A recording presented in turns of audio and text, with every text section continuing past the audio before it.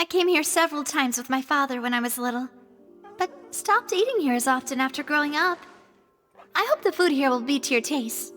Oh, don't worry. We haven't eaten at a hotel like this in a while. Paimon's getting excited already.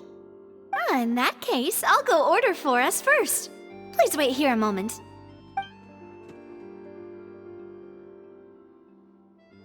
Ooh, everything looks so good. People in Fontaine sure know how to enjoy life. Why, of course. Go ahead, try whatever you like. If the food's good, I'll make a group reservation for the rest of Spina di Rosula next time. And if it's not? Well, then I'll still bring everyone. Albeit with only one dish per table. You, sure have your own way of doing things. Oh, we called this a farewell meal, but we could also treat it like a victory feast, right? We did just win that case after all. Oh, true. Very true. In that case, boss, we'll have another 2 dishes. Huh? Paimon didn't mean that you had to order even more food.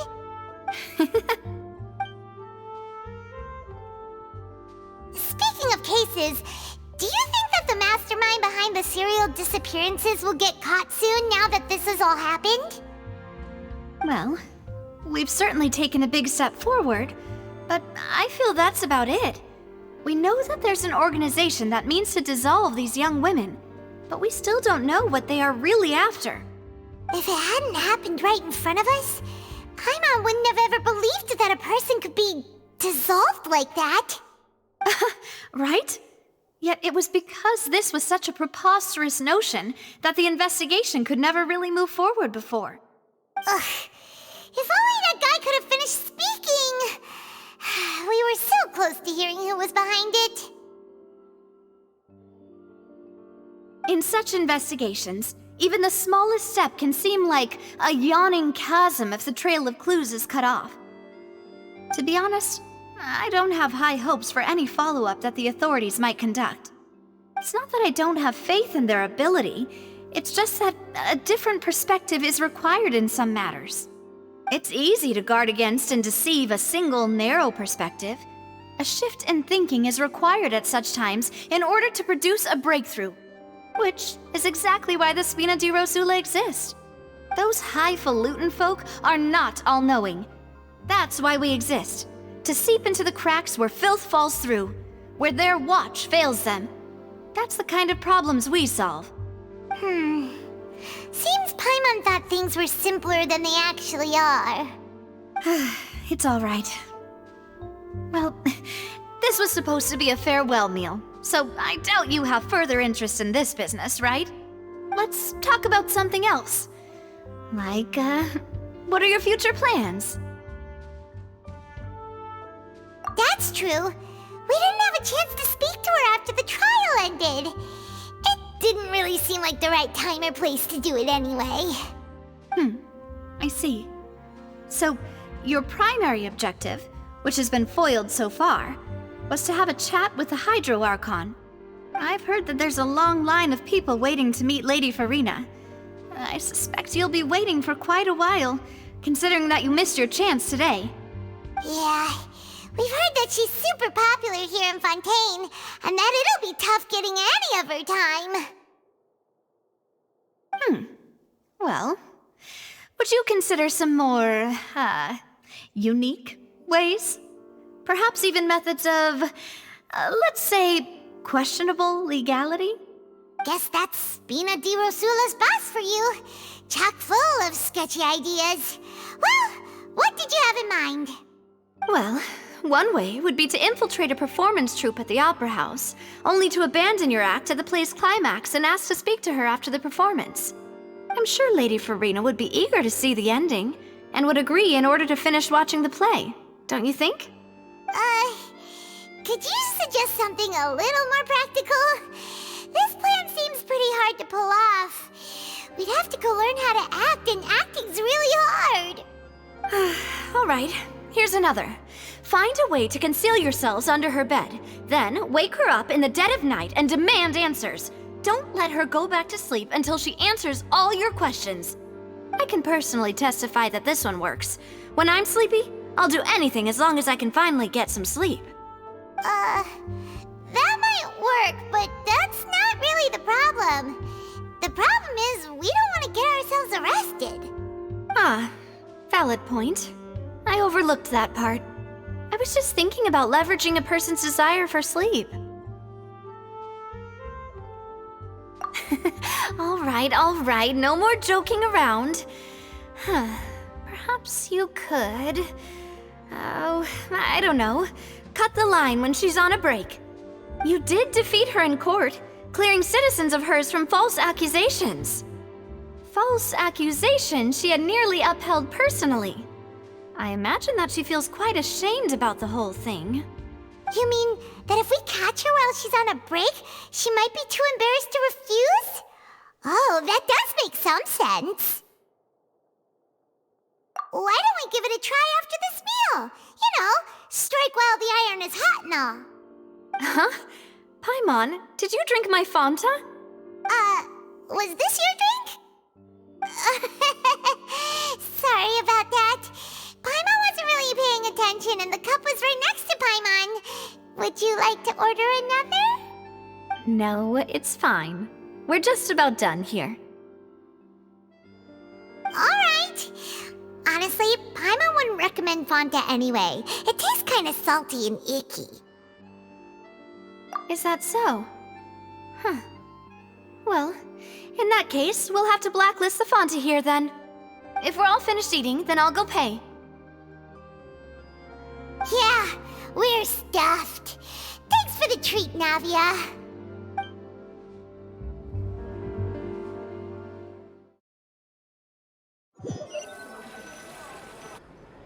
Oh, so full. Paimon can barely float anymore. Nah, that would be so... normal. You know, like you. Okay. As for expenses this month, we're left with... Hey, Navia! What are you doing over there? Oh, nothing. It was just a meal, you know? Nothing the Spina di Rosula can't cover. Let's get ready to try to meet the Hydro Archon again. Bye, Navia! So this is goodbye, huh? Well, if you do encounter any other trouble in Fontaine, you're always welcome to contact the Spina di Rosula. I'll give your request the highest priority. In any case, I wish you smooth sailing. I'll see you again, partner. See ya!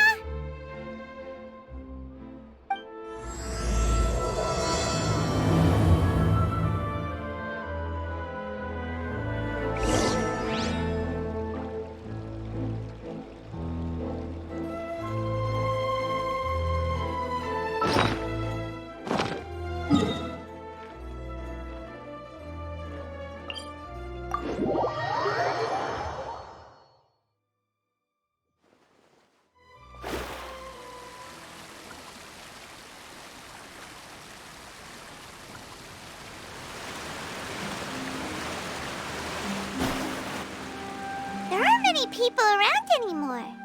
Looks like that boat we took to Araneas might have been the last one. Vache. Looks like we're back here again. Huh? Traveler? Are you hearing voices again? Ugh. That's kinda spooky. Are you sure we don't want to come back in the morning? Vache. Vache. Hey, why are you still walking towards it? There might be something nasty in the water. Huh? Hang on. Paimon can kind of hear a voice. It's calling for Vache, right?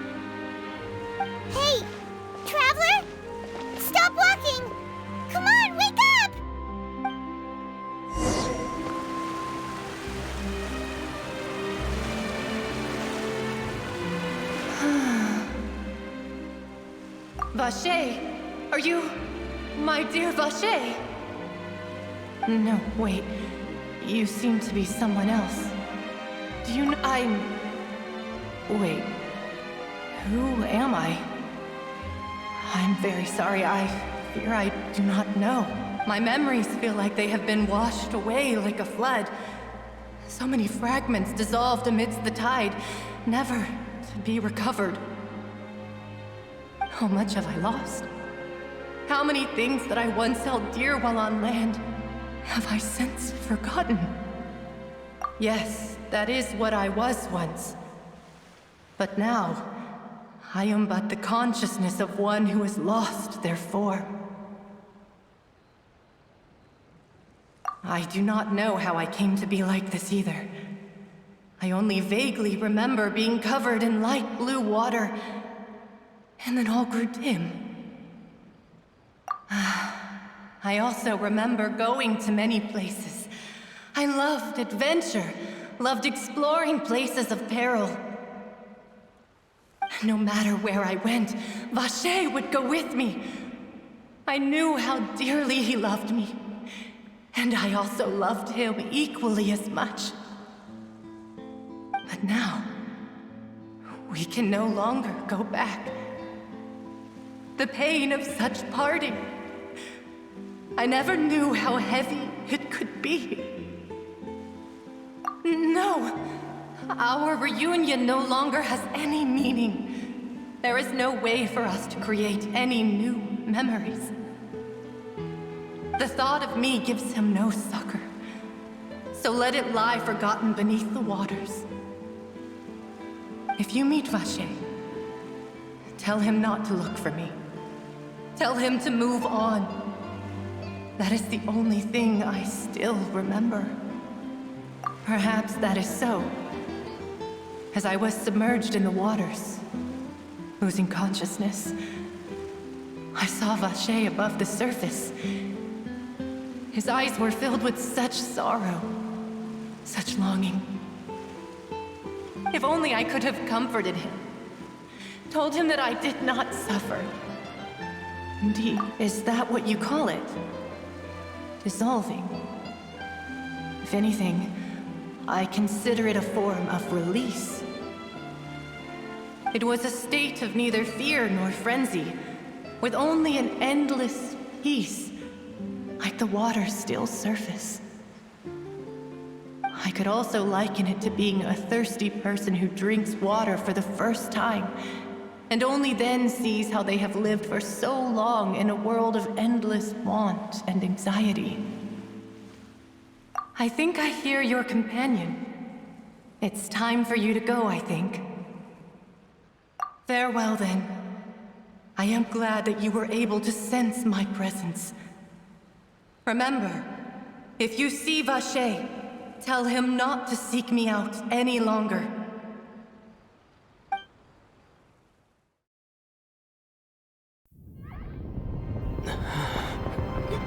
Wake up! Come on, hurry! Navi is outnumbered!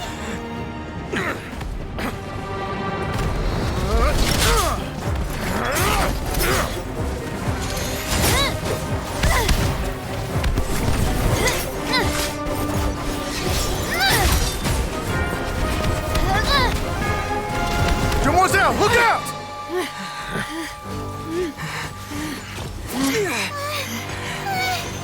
Dear God, it's a whole army of Gardamex.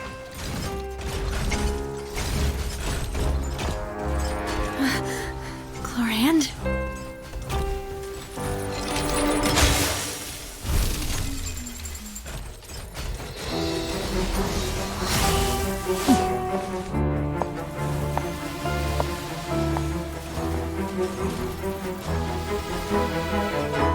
Quick, now's our chance!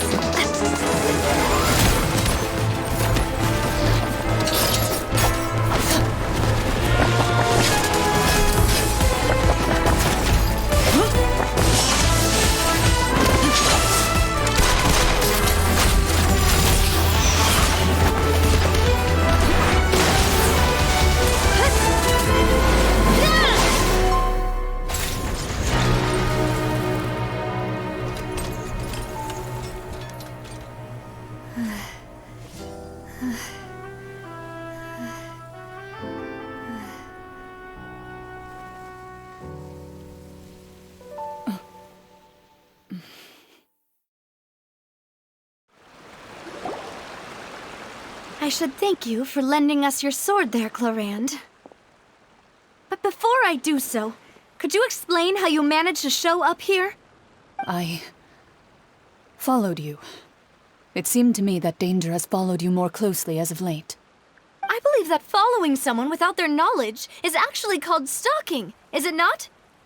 Mr. Callus's last wish was for me to ensure your safety, and I will not betray his trust. He would do the same, were he alive today.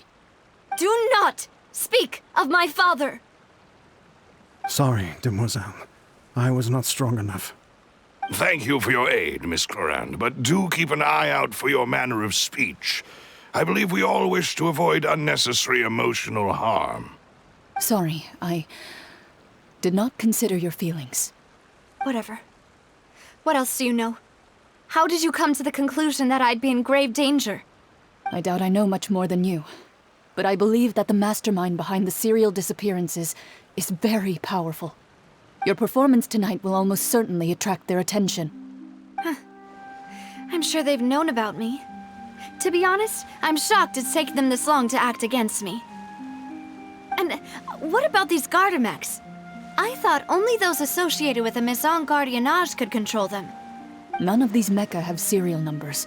I was sure to check a moment ago. They are not the ones used by the authorities to enforce the law.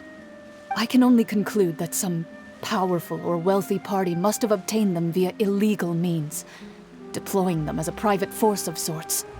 What? Your point being that they're out of Spina di Rosula's league, then? Yes. Be careful, and do not act rashly. I will continue investigating no matter what. We will bring the truth to light. That's my father's true last wish. Regardless, thank you for your help today, Clorand. But if you get any ideas, tell me first. I don't much appreciate being followed. I do not think that they'll strike again anytime soon. So I shall stop following you. Good day, all.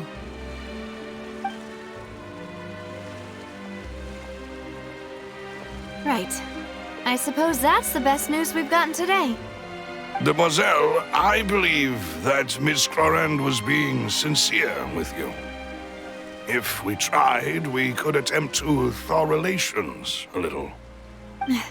I know, she's... Oh, thank goodness! Paimon thought we were done for! Those Gardamex came out of nowhere while you were unconscious, and Nadia and her gang saved us! Oh, and there was that champion duelist named Clorand who came out to save us too! We got lucky there. Paimon probably couldn't have fought them off otherwise. Oh, come now. Forget all that polite talk. That wasn't really a farewell meal we had back there. Not for me, anyway. In truth, I hope that every meal we have together shall be a victory feast. As such, we're still partners. There's no need to thank me. It will take 50 years for me to match Demoiselle's magnanimity. If it were me, I would have joined the Spina di Rosula on account of her goodwill long ago. All right, you two. That's enough. Actually, Navia, how did you know that we were in danger? You sure did show up in the nick of time. Well, to be honest, you're the one who tipped us off, Paimon. Huh? Really? Paimon contributed somehow? Ooh, Paimon's even more amazing than she thought! Yes, all thanks to you grabbing my drink by mistake. How did that help? After we parted ways, I was on the way back to one of our bases when I suddenly thought of what you said. That the Fanta tasted kind of salty and icky. Fanta only comes in sweet flavors, so how could it have tasted salty? The color of the drink, if I recall, had also been a bit off. So the Fanta had been spiked with water from the primordial sea? Yes. So, if you hadn't drunk that cup for me... Spina di Rosula is preparing the grandest of awards for you as we speak for saving the boss. Huh? Really? I sent people to Hotel de Boer to investigate, But whoever did this left no trace at all. That's when I figured out that you might be in danger and hurried here as quickly as I could. But why would they go after us too? All we did was defend Linny in court and help clear his name. Ugh, now we're caught up in this mess too, aren't we? Well, you did foil a plan that they were probably pretty proud of, and almost got their name in the process. Speaking of which, did anything strange happen when you drank the primordial seawater? Well, it can't be a coincidence that the traveler fainted just now. He said that he heard that voice calling for Vache again. Oh, and this time Paimon heard it too, but it was real faint. Does this situation have to do with the primordial seawater then? Does that mean the primordial seawater raises someone's sensitivity to hydro when it's used on people who are not from Fontaine? That doesn't sound like too much of a bad thing, to be honest. New intel? While you were out cold? Well, let's hear it, shall we? Oh, that is important. Vache. That name doesn't ring a bell. I suppose he hasn't stepped forward as a witness in court lately. Since he saw that young woman dissolve, he was at least at the crime scene. But he never gave testimony or any information regarding people dissolving in the primordial seawater. Yes, thank you. This is very important information indeed. We will continue to investigate. Oh, you mean you'll help us investigate? Well, you did say that our farewell meal didn't really count. That means we're still partners, right? And besides, we're in this now whether we like it or not. You're not gonna let those people who targeted us get off the hook so easily, are you, Traveler? Demoiselle, do try not to look quite so pleased. You are the face of Spina di Rosula, after all. You talk too much. Well, in that case, let's head back to one of our bases, shall we? I'll arrange accommodations for you. We also have some plans to go over, and hopefully we can deepen our bonds as partners. But we'll take that one step at a time, I guess. Don't worry, you two. With us around, our base is definitely secure.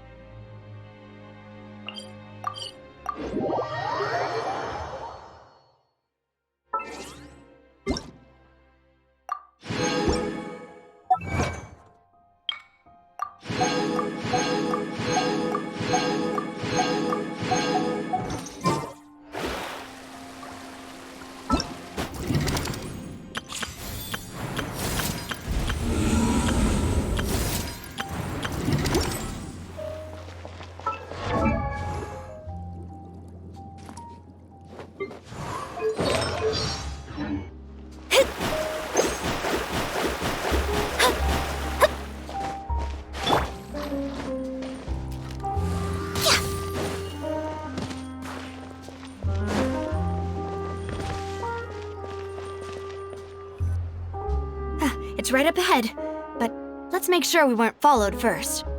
I've been keeping watch, Demoiselle. I haven't spotted anyone suspicious thus far. Very good. But let's not let our guard down for now. I shall find rooms for our respected guests. Thank you, Malus. Now, let's continue, Traveler.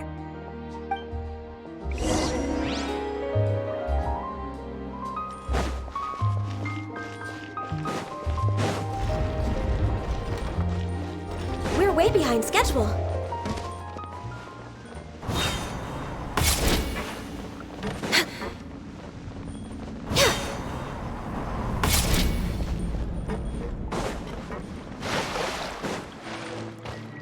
We're way behind schedule.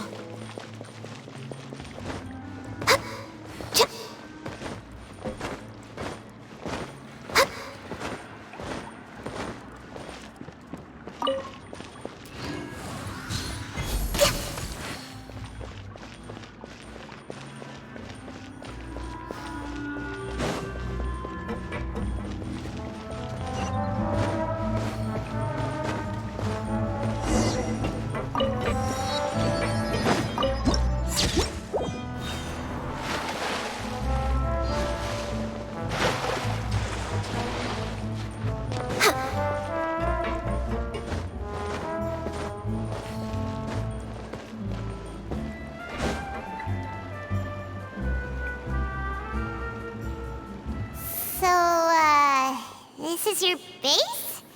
It's not quite what Paimon imagined. Your accommodations have been arranged. Under the present circumstances, I can confidently say it's the best we have. Well, our funds have been a little tight lately. After all, we don't allow illegal or unethical profiteering. In fact, our funds often come from citizenry who support us. Seems like it's tough times for everyone. But if you have the support of the people, that does sound like it's worth it. To be honest, our financial situation was a lot better back when my father was in charge a few years ago. I'm afraid I'm not quite his equal. Your father... he was the previous boss of Spina di Rosula, right? How did he... Demoiselle, if you'll allow me to explain. No. I'll explain it myself. I suppose I couldn't run from this topic forever. And as partners, this is something I hope they can understand. My father's name is Callus. Yes, the same one they call Callus the Unfaithful in the streets. 3 years ago, he was accused of murdering his own friend.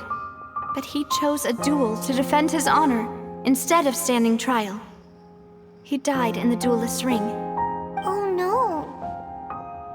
But I do not believe my father was a murderer. I'm sure he was set up. At the time, I believed that if he only stood trial and was duly investigated, something amiss would crop up and prove his innocence. But strangely, he not only requested the duel himself, but rumor has it that even after being seriously injured, to the point where he could be deemed as having lost the duel, he refused to surrender, determined to die in the arena. 3 years later, I still don't understand why he did that. How could he protect his honor if he's dead? If anything, he gave up his chance to defend himself.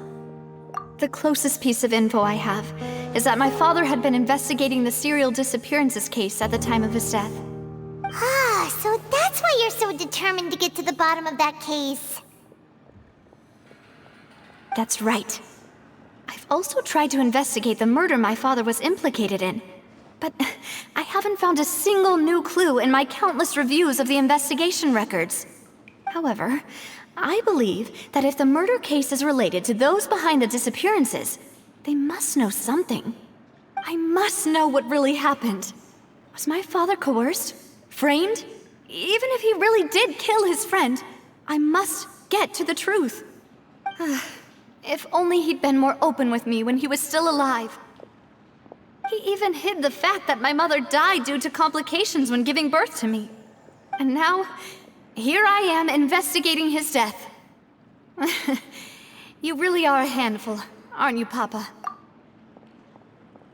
Demoiselle, please, if there is anything I can do, anything at all.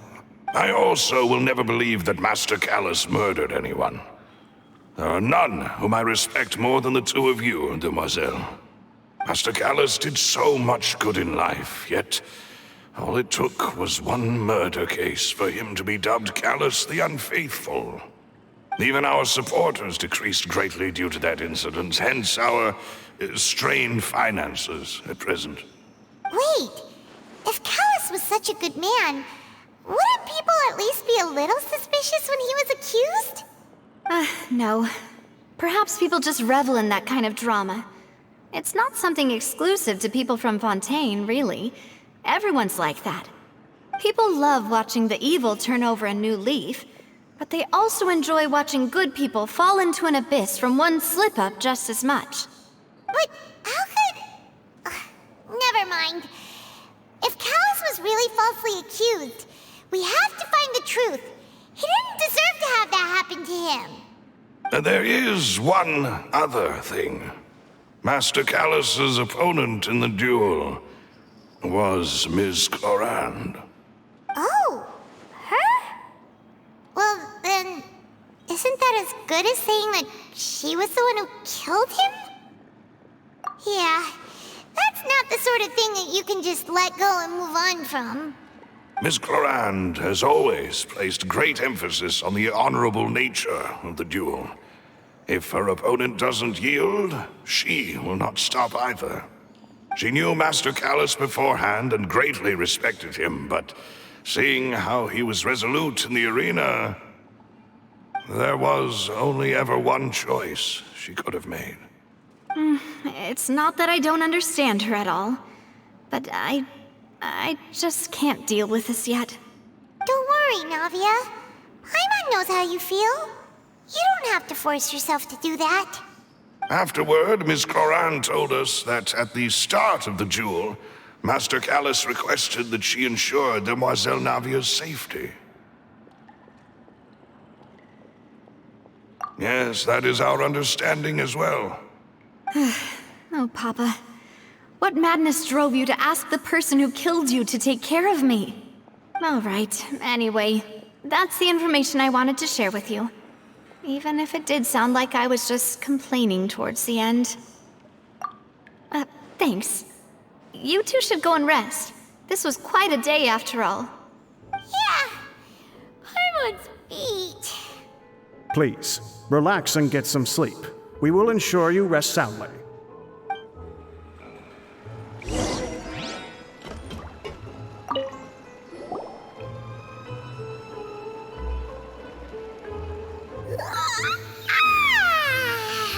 Paimon slept so well. This place feels almost too safe. Huh? Navia? Where did the other two go? I sent them back to Poisson. It's Spina de Rosula's place of origin, and where we have our headquarters. There's not much for them to do here at the moment. Paimon gets the feeling that you're just trying to get them off your back. But never mind that. When did you get back? Were you waiting here the whole time? No, I just returned after going out for a while. I did some investigating yesterday regarding the name Vacher. Wait, so you didn't sleep at all? How could I after having such critical new evidence appear? Guess Paimon wasn't speaking for everyone just now, huh? Unfortunately, this name seems to have been wiped from existence. It doesn't seem to have a match anywhere. I suspect that those behind this have already taken steps to hinder an investigation from this angle. But that does prove that this Vacher person is a key witness in the incident. Does that mean we're too late, though? No. There is one ray of hope. One place in Fontaine that they would find almost impossible to threaten, no matter how much they wanted to. And that is the archives kept by Chief Justice Neuvillette, a place where detailed files on all the cases in recent years are kept. If the Oceanette you met is one of the young women who went missing recently, we should be able to find some related information there. So Neuvillette maintains an archive of case files? Whew. Guess that's the hard-working Chief Justice for you. In that case, let's go talk to him, shall we? Aren't you coming along, Navia? Did you get tired? No, it's nothing. Let's go see the Honorable Chief Justice.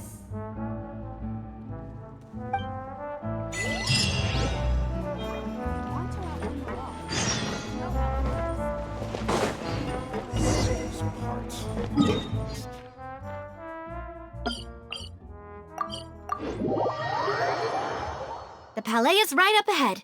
Come on.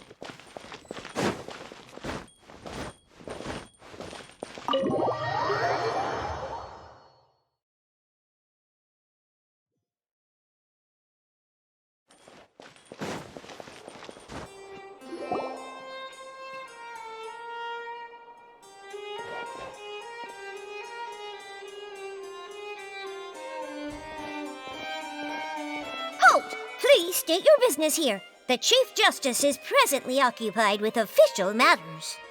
Huh. This place does look pretty heavily guarded. Guess that proves that Neuvillette's files are really secure. Hey, don't you recognize us? Huh? Who are you? Just to be clear, I don't care who you are or who you might be related to. Our rules make no exceptions. See? They've got great discipline, too. Yep. Paimon can tell. If you're here just to crack jokes, I can point you towards the exit. Unlike some, we're busy, so please leave if you don't have a reason to be here. No. What I meant to say is, shouldn't you remember us from a few days ago? We were at the trial of the great magician Linny.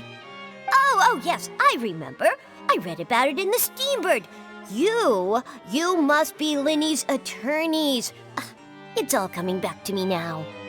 We're here today to report and archive some information on a follow-up case. Huh. Is that even a thing? Of course. Don't worry. We're here on official business. You can trust us. All right then, I'll let you through. The Chief Justice is just inside. Thanks so much.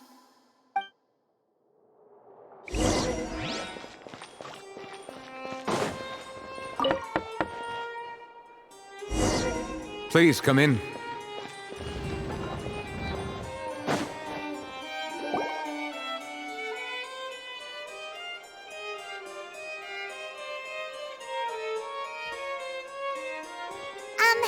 Sorry to barge in, Monsieur Nervalet. We only lied to get in because we didn't know any other way. It's all right. Please let me know how I may be of assistance to you. So you're not mad at us? We're looking for a man called Vacher. He may have been an eyewitness in the serial disappearances case. If we can find him, we may be able to unearth some key information on the case. Ah, I see. In that case, please wait here a moment while I browse through the files.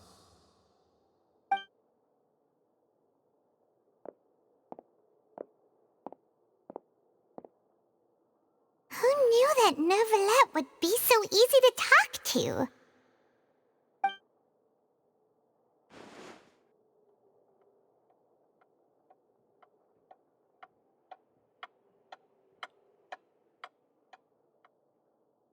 Unfortunately, I'm quite certain that no one by the name of Vacher has been involved in any case, criminal or civil, in the past several years.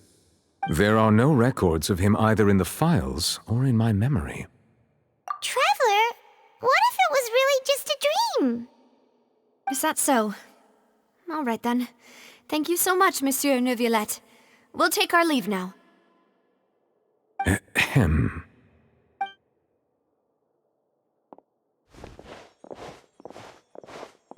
Miss Navia, I can understand how you feel. Your father, Callus, was a truly exceptional... And what are you trying to say, Monsieur Neuvillette? Are you trying to console me? Extend your sympathy? Or just express some tendril of regret?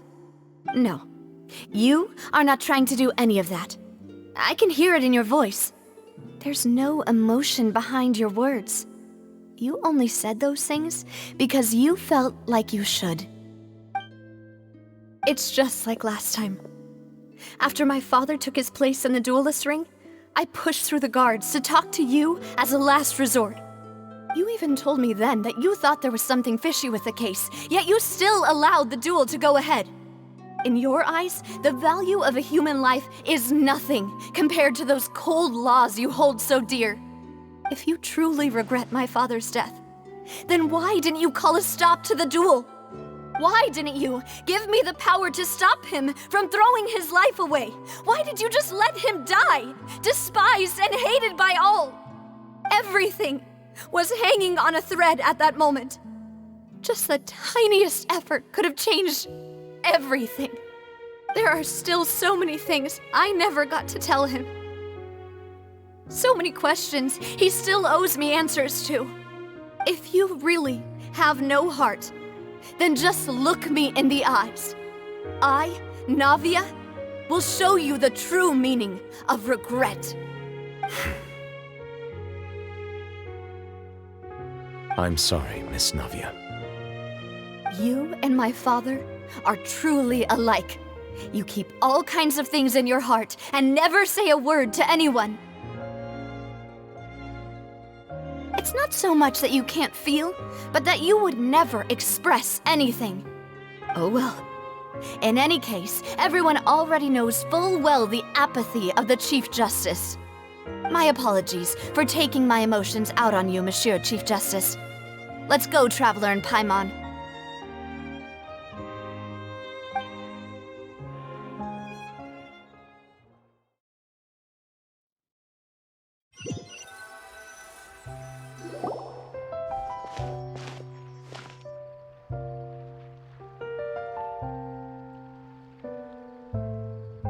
Navia, are you okay?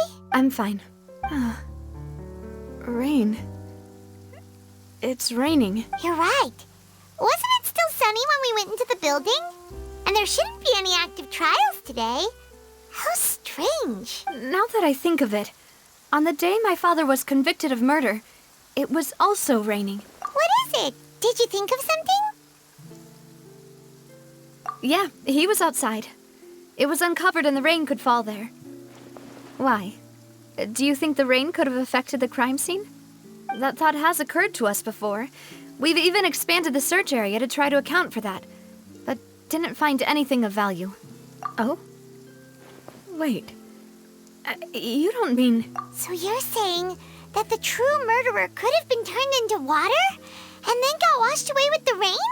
Yeah. And if that's what had happened, then no one would have believed your dad, even if he explained what he saw to the authorities. I really think I found a true genius for a partner. You're all right. Let's go to Poisson. With this new lead in mind, we'll get to the bottom of my father's case for sure. Yeah, we're gonna make progress for sure this time. Do you want to go with me now? Or do you want to head over by yourself later?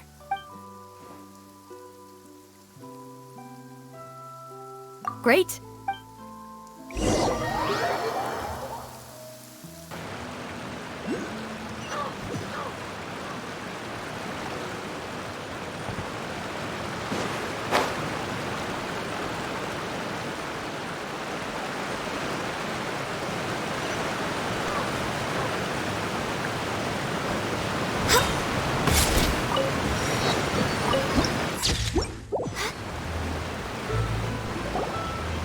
Whoa, what a huge ship! Why would a ship be anchored at a place like this? There's no need to be so surprised. While it may look like a ship, it's actually Spina di Rosula's headquarters. My father was the one who asked for it to be built like this. Perhaps our taste in exterior design is the only thing we occasionally had in common. A gigantic and glamorous ship embodies discovery, opportunity, ambition, and conquest. It symbolizes Spina di Rosula's bright and limitless future. And Paimon thought you were bluffing when you said Spina di Rosula had a glorious past. Paimon was confused why a group with such a history would live in the sewers. But now that Paimon has seen this ship for herself, she's been convinced. Well, Poisson is where Spina di Rosula began, after all. It's our main base, our home.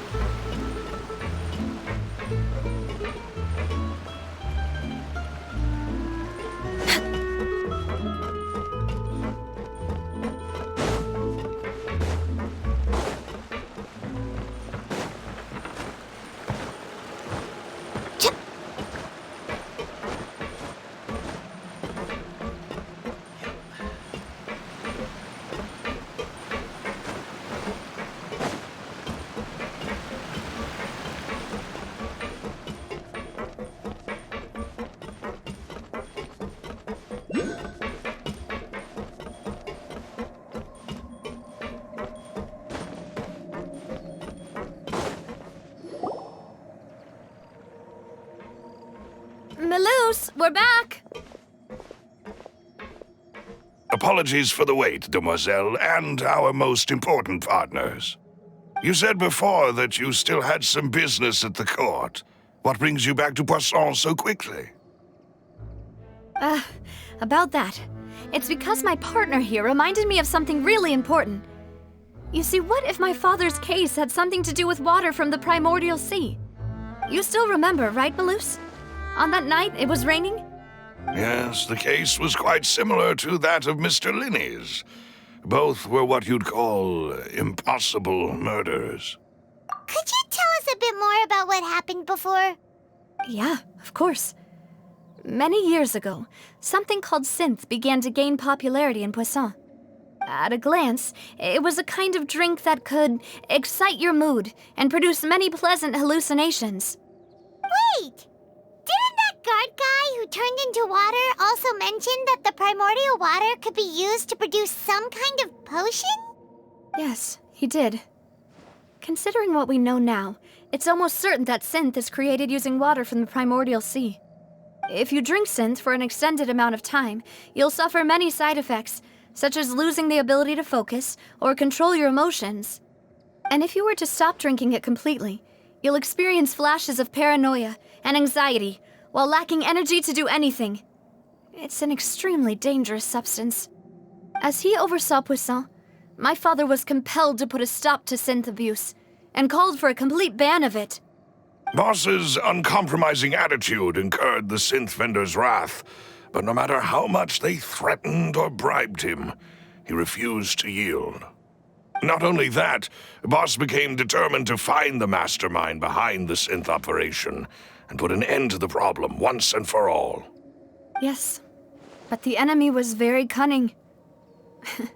So he could never get anything out of the dealers, all of whom only sold the stuff and weren't privy to the rest of the operation.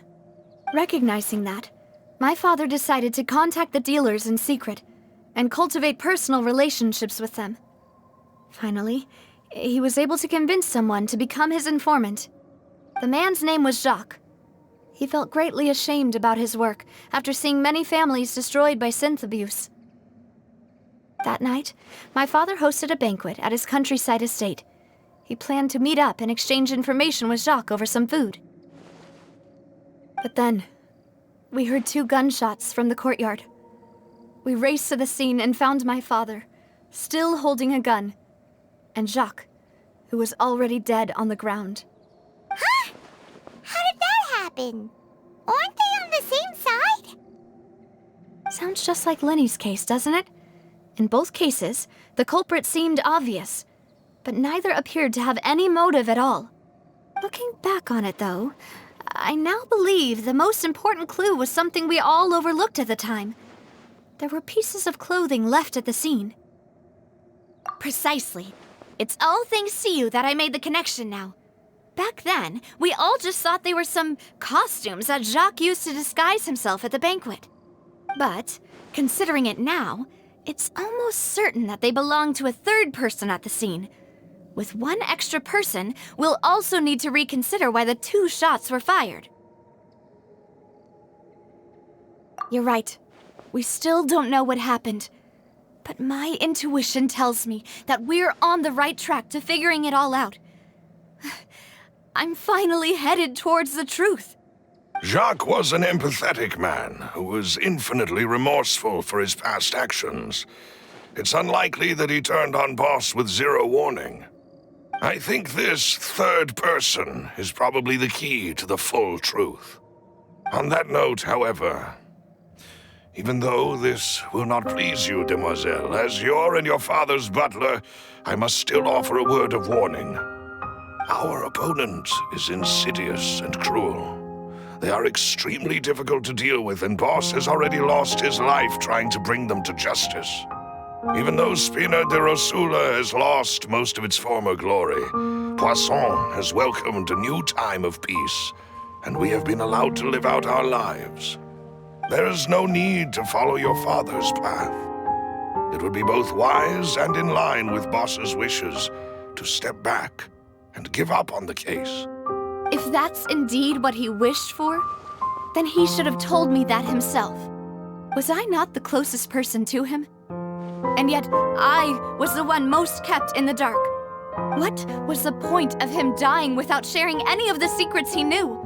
Did he manage to protect anything in the end? Synth is still here. Callus the Unfaithful is still his epithet, and Spina di Rosula is barely getting by. Nothing has changed. Did he think I'd just accept his meaningless death and live out my life just as meaninglessly? I've never accepted that, ever. Not since that day, and certainly not now. I want to find out the real answer for everyone's sake. For the missing girls, for the victims, and for myself. Navia. This is indeed the best moment to act. Your partner appears to be quite reliable, and more importantly, Demoiselle, I think you're also ready to take this on. So you do know something else, Malus? Yes, I do. In fact, even before that banquet, Boss already knew of the connection between Synth and the serial disappearances case. But what drove all the tensions to the boiling point was the revelation that you, Demoiselle, had been selected as the next target to disappear. What? Boss also didn't tell you that he had been diagnosed with a rare illness. The doctors told him that he had no more than 5 years left to live. And the serial disappearances case caused him great anxiety. 5 years was nowhere near enough time to resolve this long-standing conflict. But once he passed away, all the danger would pass on to you. Knowing all of this, he decided to use one final intimidation tactic before his death. He claimed to have already gotten his hands on some key incriminating evidence for the other side, and even told some members of Spina di Rosula about the details. But as long as you remained safe, he would not share the evidence with the public. If something were to happen to you, then he and all those he told would immediately expose all they knew about Synth and the disappeared victims. Right, so nobody would be able to get off scot-free. As we've seen, Boss's tactic has worked. Even though Boss has been gone for a long time, the other side has not tried to take Demoiselle's life. No, I don't believe it. He never appeared to look sick to me. No father wants their daughter to see them weak and haggard, especially someone as proud as Boss. To him, dying in a duel and suffering lasting dishonor as the unfaithful were still far preferable than losing face in front of his daughter. So he chose to die in silence, so that he could protect me. I'm afraid you're not understanding this correctly, Demoiselle. What Boss wanted to hand to you was not a parasol, but a sword. If Boss's spirit could hear you telling me that you want to find the answer for the sake of everyone involved, I'm sure he'd be extremely proud. That fool. Couldn't he have just given it to me straight? No. He might have set up everything precisely because he never thought I'd be able to understand him. Is that the amount of confidence he had in me? And what if I was never able to make it to where I am now?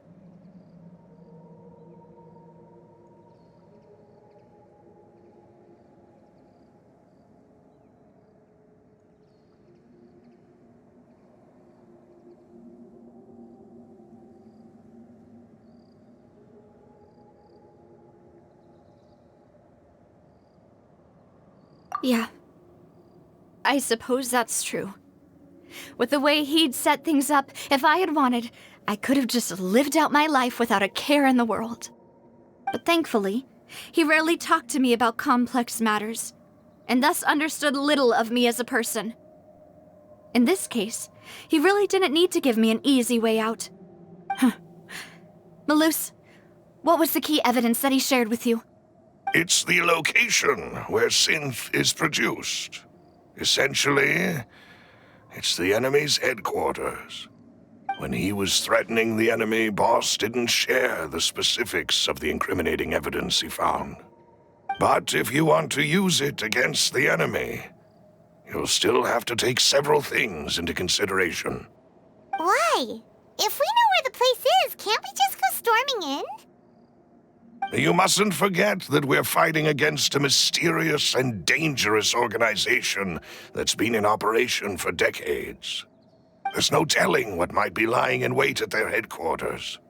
We also have no idea what kind of evidence we may be able to find inside, nor what people we may be able to capture. But a single visit to their headquarters would be tantamount to a formal declaration of war. The worst case would be that we leave empty-handed, but also open ourselves up to full retaliation. Then, in that case, why not work with the Fontaine authorities? Well, you saw one of them dissolve during Mr. Linney's case. We have no idea just how thoroughly they may have been infiltrated. Huh. That's true. Seems my father really had no choice. But things are different now. It should be a lot easier to prove the other side's guilt, now that we've connected Synth with the disappearances case. You sound like you've put a lot of thought into this, Maloose. I am the butler, after all. I live but to serve the boss and Demoiselle's will. I've always been willing to take on any kind of risk for your sake. But considering my relative lack of ability, I've spent my time keeping secrets, performing basic investigations, and waiting for the right time to come. Thank you for all of that, Maloose. Have you discovered anything new in the past few years? Let me think. One conclusion I came to was that the enemy must be quite familiar with Spina di Rosula, or at least have an informant planted here. When I announced orders to the organization's members on Demoiselle's behalf, I used to deliberately keep a few people in the dark and observe the reactions of the synth vendors. If the vendors didn't change their plans, then the individuals informed of our orders must be innocent. If the vendors packed up and fled, however, then someone must have given them the news. After several rounds of testing and investigative tracing, I've narrowed the suspect list down to 3 people. The first is Florent, Spina di Rosula's senior advisor. Huh? Florent? Yes, surprising, isn't it? He was one of the people Boss trusted the most, which also means that he was someone who understood Boss really well. Thanks to his position within Boss's innermost circle, he always knew our upcoming plans and could thus avoid capture this whole time. There's someone else like him too. Marcel, the head of Confrérie of Cabrières. Uncle Marcel. It's a guild in Poisson. Boss helped it to grow to its current size and prominence. In the beginning, they were only reselling some daily goods, but now they're one of the richest guilds around with a lot of business connections in the city. So, they're like a sister organization of Spina di Rosula? Yes, you can say that. When we were fighting against the synth dealers, they provided us with plenty of support. It's a bit difficult to imagine someone using their own money to hunt down themselves. The final suspect is Thierry, the man responsible for coordinating information between Spina di Rosula and the guards. Although the guards mostly leave us to our own devices, there are still many activities we have to report to the local authorities. Since Thierry is always in the know about our current activities, he could theoretically always plan one step ahead. I see. These are all people who I communicate with quite regularly. To think that the enemy we've been fighting against has been right next to me all along, among those I trust the most. It's almost too hard to believe. If you want to investigate them, please take every precaution to not alert the quarry. Judging from our experience, the enemy is extremely cautious. Of course. And thank you, Maloose. You've provided us with a lot of great information. You're too kind, my lady. I'm just doing my duty. And before I forget, proving Boss's innocence would also mean clearing him of blame in Jacques' death.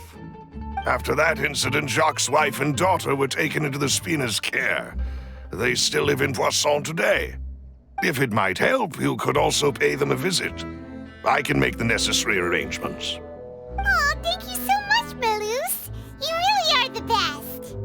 A new case awaits, my dear partner. I hope we can work together to uncover the truth and end this case once and for all.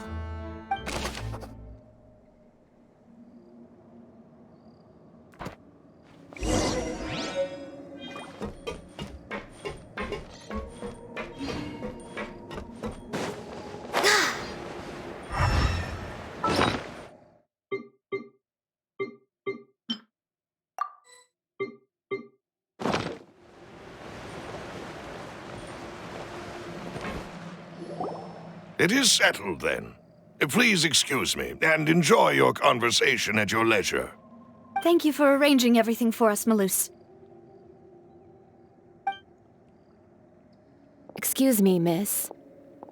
Do you need anything from us? Hey, Navia's all quiet. This isn't like her at all. I'm sorry that I only came to visit after— If it's about that, there's no need to apologize.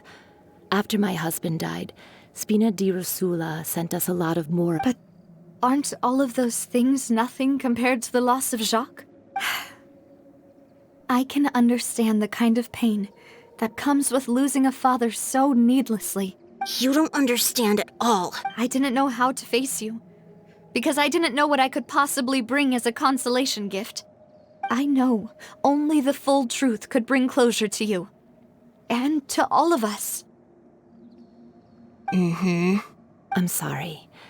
I appreciate the sentiment, but you don't have to carry all that guilt. On the matter regarding my husband, my daughter and I have more or less found our answer already. Would you mind sharing it with me? I always knew that my husband's money was earned through others' suffering. He told me countless times that if he could turn back the clock, he would never go into the synth business again. He had many regrets, and felt that he took the idea of providing for his family too literally. For the longest time, he thought Mora was everything. So when Mr. Callis came to him with a proposal, he tried to be as careful as he could. They found out about his betrayal? Papa didn't say that exactly, but Papa did tell me that I should never be ungrateful. Before he left that day, he told me that he had no choice. It was only later that I realized it was his final farewell to the two of us. I don't know that for sure, but you could say that's the conclusion I eventually came to. Which is why I'm the one who should feel guilty. Callis had always taken great care of us, both when he was still alive and after he passed away. Even if he fired the shot that killed my husband, it was likely in self-defense. It is impossible for me to hate him for what he had done. But Mama, why is Papa still the bad guy if he did the right thing? Papa always wanted to be a good man, so why did he have to do a bad thing in the end? Well, things aren't always as they seem. You still feel like your papa was a good man, right? Yeah, Papa was a really good man. The best in the whole world. Then you should hold on to that. If a good man had to do a bad thing, then he must have had his reasons. Regardless of whether he left you a parasol or a sword. He must have done so to give you a better life. Oh. Thank you for everything you've told me. I will definitely find the truth. The current state of things is not something I'm willing to just sit back and accept. Thank you. I'm very grateful to hear this from you. Even though your personality is quite different from your father's, your determination when you speak is really similar. You really think so? That's the first time anyone said that to me.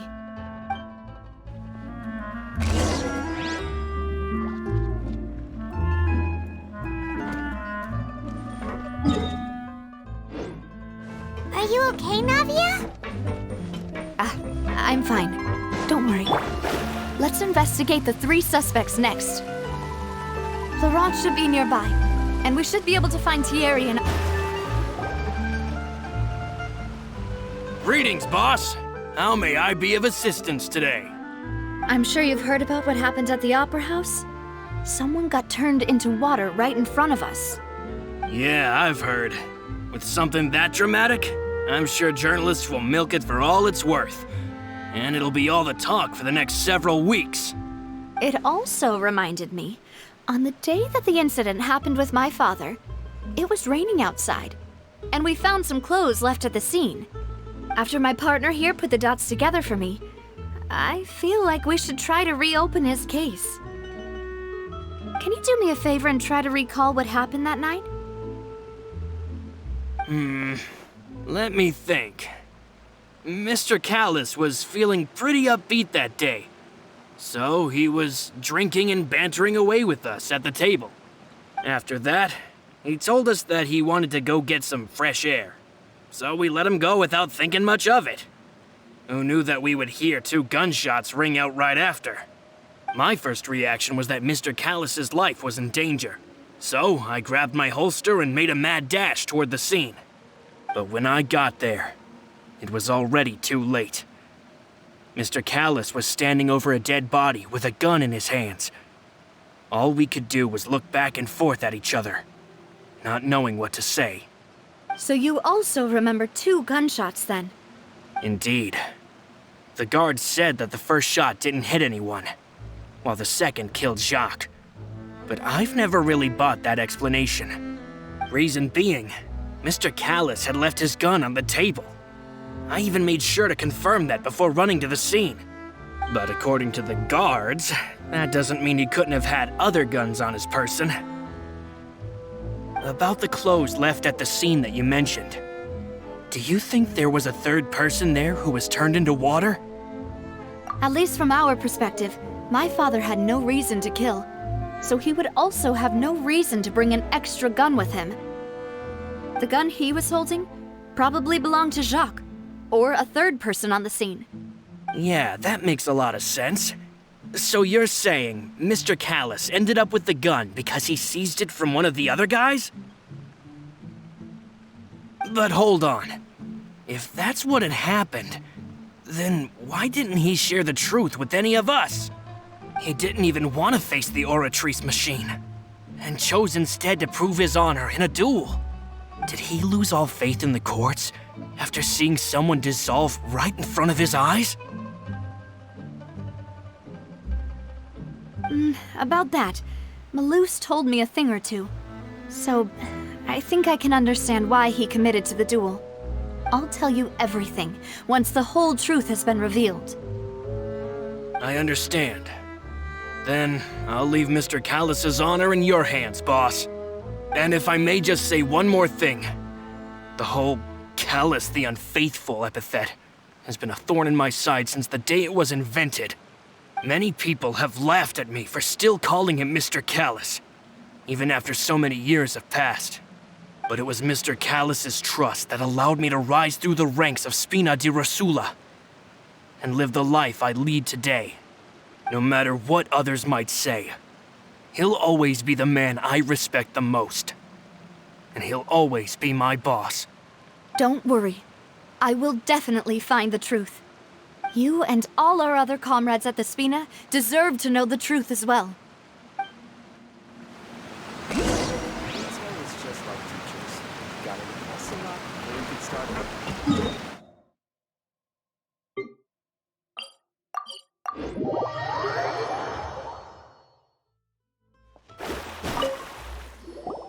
Hey, Thierry, it's me. Oh, now, what brings you here, Miss Navia? I've heard that you made quite the name for yourself at the Opera House. Oh, so you've caught news of that already. Oh, okay. Hey, I'm also a member of the Guards, you know. The way you make it sound, people would think I was sent off to Poisson because I had done something wrong. Are you sure there isn't a little bit of truth in that?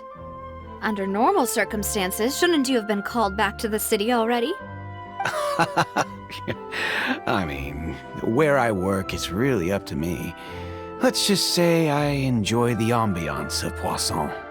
Callus did a fantastic job running the town, building Spina di Rosula from the ground up and clearing many obstructions in my way. It would be next to impossible for me to find a similarly easy but high-paying job in the city. Anyway, enough chit-chat. Are these two friends of yours? You, here for some formal business? Yes. These two are my partners. What happened at the Opera House made us realize that Linny's case and my father's may be related. We're trying to reinvestigate the details of my father's old case. Ah, I get it. You think there might be more to the case now that we know people can be dissolved into water, right? I was also flabbergasted when I first heard of it. If you want to go through the original files from your father's case, I can help you look for them. That'd be much appreciated. Thank you. Actually, I have another question. Do you have the authority to dispatch Gardamex? Of course. Without them, I couldn't possibly handle Poisson on my own. Why do you ask? We definitely can't use them to forcefully get more evidence for your father's case. Well, you see, just recently, we were attacked by a horde of unnumbered Gardamex in the city. So, if you hypothetically wanted to do something against me, all you would need to do is get rid of the mecha serial numbers and send them after me. Then you think too highly of my abilities. Dispatching mecha is very different from controlling them. If I had to make an analogy, when you order a dish, the chef will make it for you. You can ask the chef to cook, but not to massage your shoulders or carry your baggage. If you try to make unreasonable demands, the chef would just think you're out of your mind and ignore you completely. The same goes for me and my Gardamex.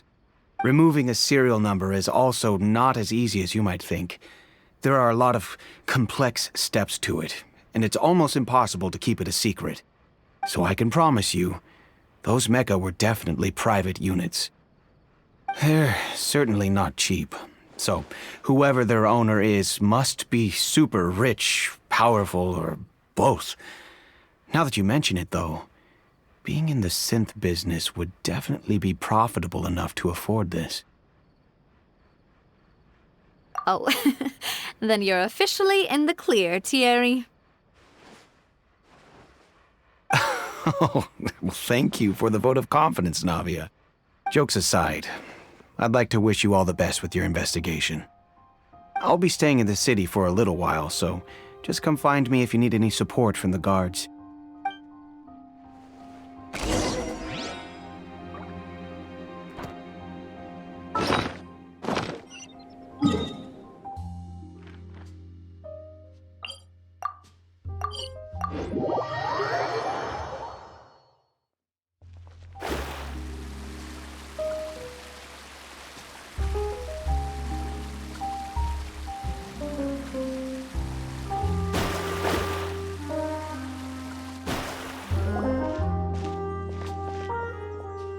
Hello. How may I help you? I'm here to see Marcel. Could you please let him know? You can just say Navia's looking for him. Sure. I will let him know right away.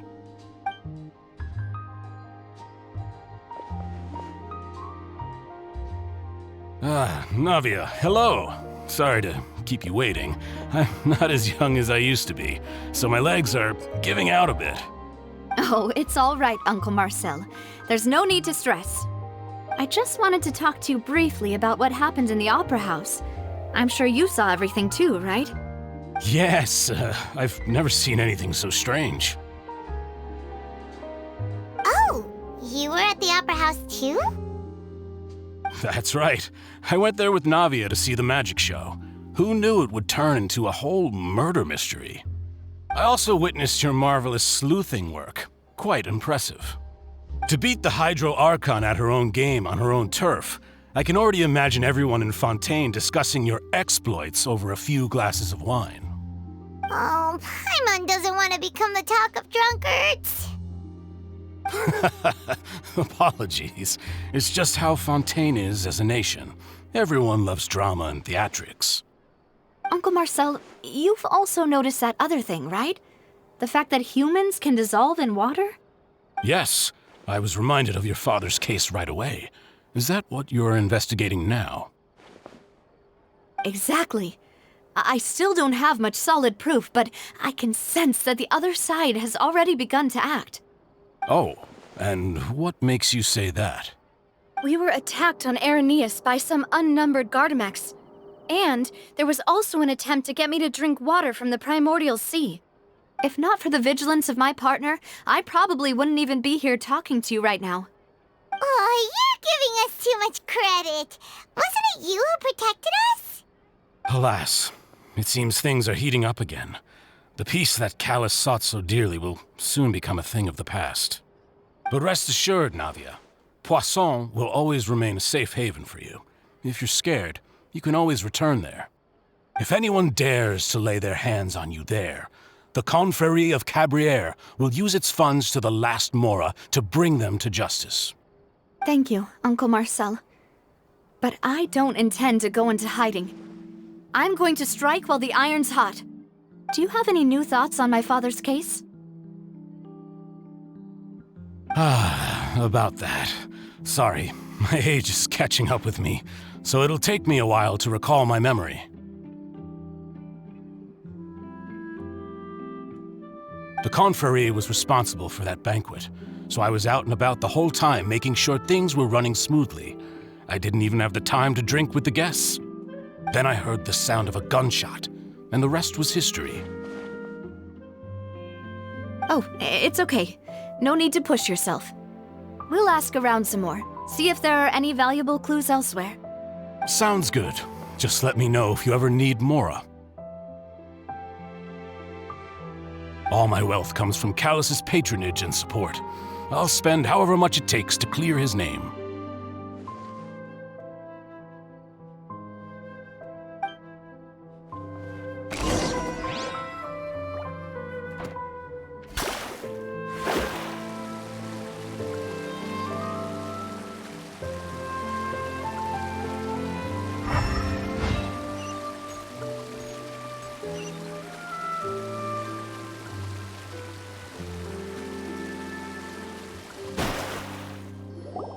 We've talked to all three suspects, purely based on their conversations with me. None of them sounded particularly suspicious. I suppose that's to be expected, though. If a single conversation's all that's needed to find them out, then my father wouldn't have needed to investigate the case for so many years. Anyway, even though we didn't make a breakthrough, let's still compile what we were able to find. But where should we start? Ah, you're right! Flora mentioned that Callus probably only ended up with the gun because of circumstance. That makes sense. According to Jacques' family members, he already told them that he had been discovered, and that he had no choice before he left home that day. If I had to guess, he probably received an order from the synth boss to kill my father. Had he refused, he and his family's lives would have been forfeit. So, Jacques fired the first shot?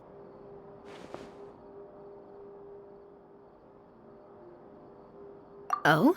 And why is that?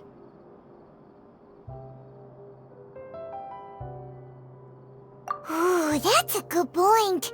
Jacques probably already knew that he was just being used as a tool for murder. And once he had completed his mission, he'd be of no more use to his boss. So, what would make more sense from his perspective would be to turn his back. Makes sense. But without evidence, that's still just a theory. Besides Jacques, the attack from the Gardamex has been bothering me quite a bit as well. It's obvious that our enemy has become more antsy after the secret of the primordial seawater was revealed. Do you think he knew, even then, that we'd follow this lead to the end? Given everything that's happened since, it's quite possible. But who among the three suspects would have the ability to control privately owned Gardamex?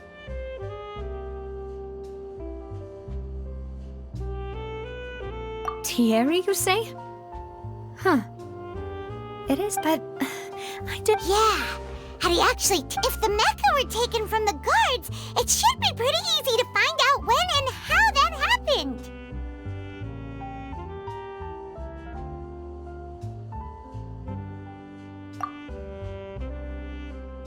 Uncle Marcel? My father did, and with funds from the Confrérie, he could also afford a large number of Gardamex. It's still really hard for me to imagine, though. After all, Uncle Marcel has been around since I was just a child. Also, wouldn't this mean he has been spending a whole lot of mora and energy to fight his own synth business? Florent? It is true that he was closest to my father, and thus had the best chance of learning about his dealings with Jacques. But as Spina di Rosula's advisor, his work mostly deals with personnel and security, so he shouldn't have much means when it comes to finances. So you're saying he's too broke to afford a mecha army? Exactly. He can't. And even if he could, I don't think he would be able to dispatch a whole group so quickly. Who could it be?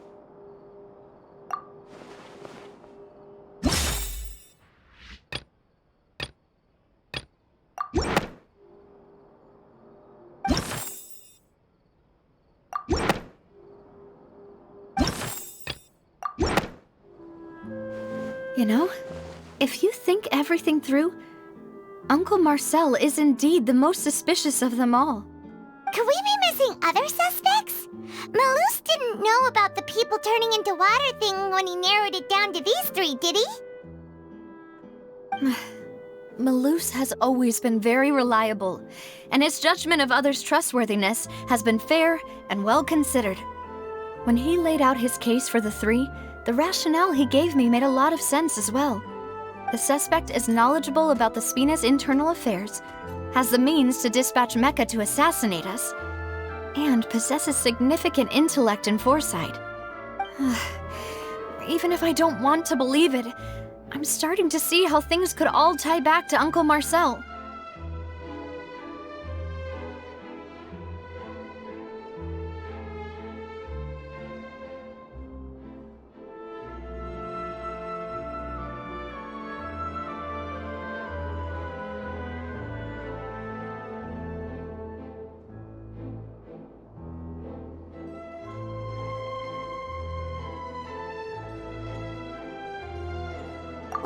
We still have another trump card on top of all the theorizing and speculating.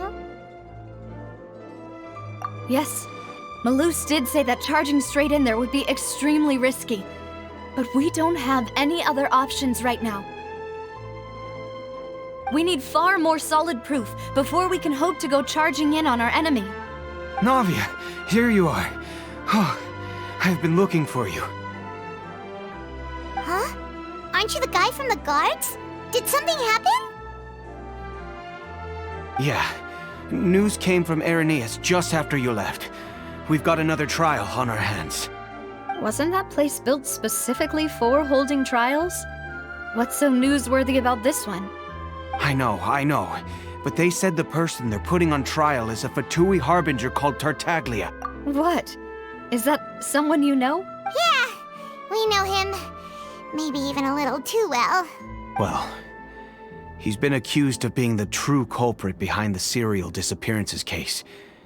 It's absurd, don't you think? Wait, how? None of our investigations have had anything to do with him. That's what I thought was strange about it, so I came to tell you the news right away. If the charge against him stands, then it'll be next to impossible to get the guards to support any of our planned investigations. Right. Because they'll think they've already found the culprit. Yeah. And it'll be a lot harder then to clear Mr. Callus's name. I understand.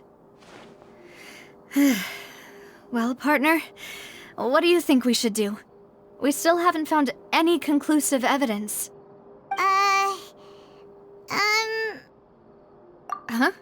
Split up? What do you mean? Just as expected of my partner. Since this is a trial about the serial disappearances case, The culprit's attention will be focused on Irenaeus, leaving his home base wide open. You're right. This is our best opportunity. All right then, let's do this. I'll stall them at the Opera House and charge Marcel as the true culprit. I won't have any chance of making that charge stick, though, unless we find more evidence. It'll be up to you to make it back in time and hand the decisive evidence to me. We'll help you, just like you helped us in Linny's trial. Demoiselle, please allow us to accompany you. I'm ready. Ah, Malou, Silver, when did you two get here? We heard that you'll be leaving Poisson and figured that you might require our assistance. It's our hope that your confidence will be bolstered with the two of us by your side. Thank you so much. Then, let's make haste for Irenaeus. Paimon, Traveler, I'll see you at the Opera House. See you then!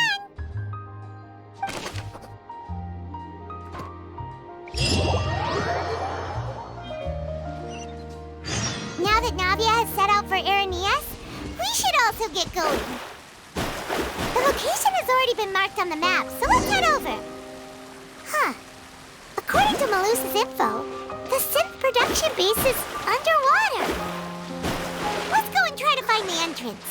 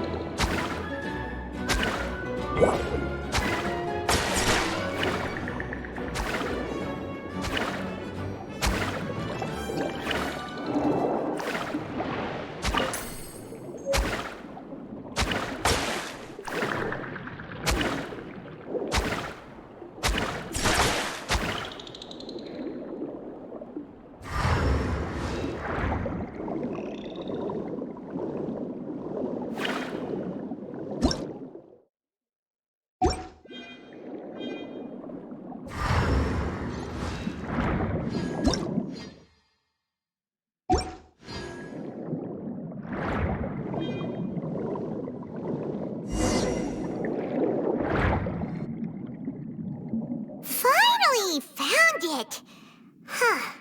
So this is the entrance that leads to the synth production base. It sure doesn't seem out of the ordinary at all. Ah, you're right. An important place like this is bound to have a ton of protective measures and mechanisms. Navia's probably arguing up a storm right now to stall for us.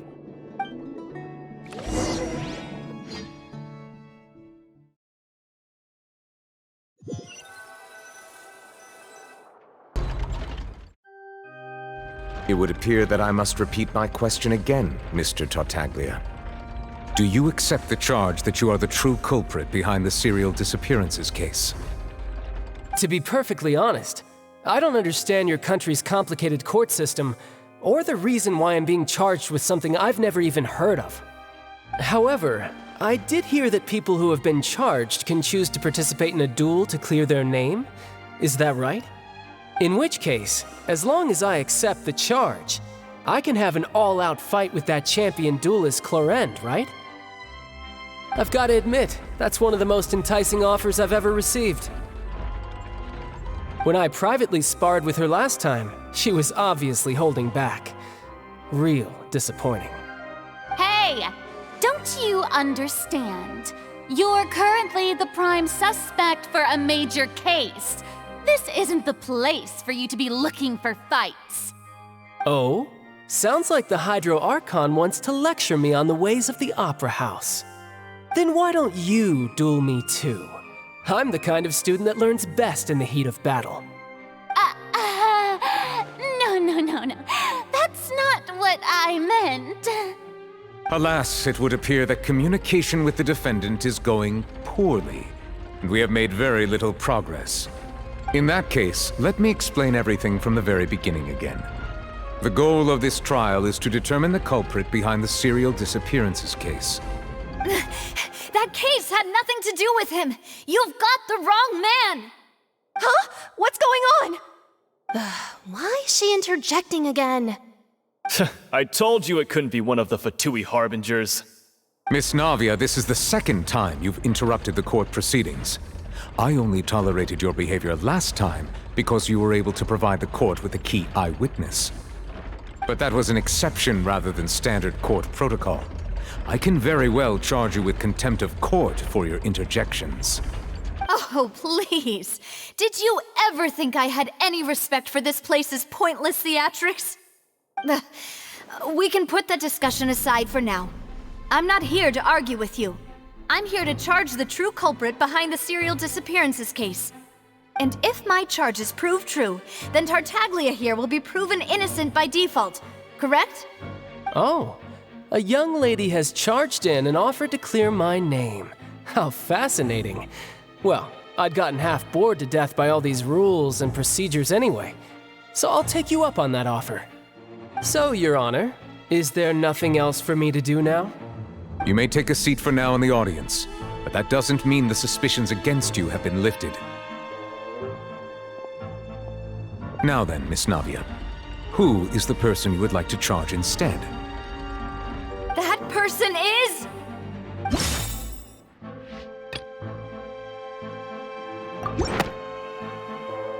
Marcel, the head of Confrérie of Cabrières! Huh? What confrérie? Never heard of them in my life. I've heard of them, but weren't they Spina di Rosula's sister organization? Oh, is this going to be a friends to enemies type situation? Please let me remind you, Miss Navia, that charging someone is an incredibly serious matter. Committing to the charge also means taking on the legal responsibilities associated with it. And if the charge fails, depending on the circumstances, you may also be charged with the crime of making a false accusation.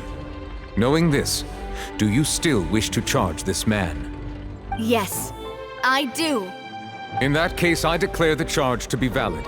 Miss Navia and attorneys, please take your places on the court. Members of the guards, please contact Mr. Marcel right away so that he may stand trial.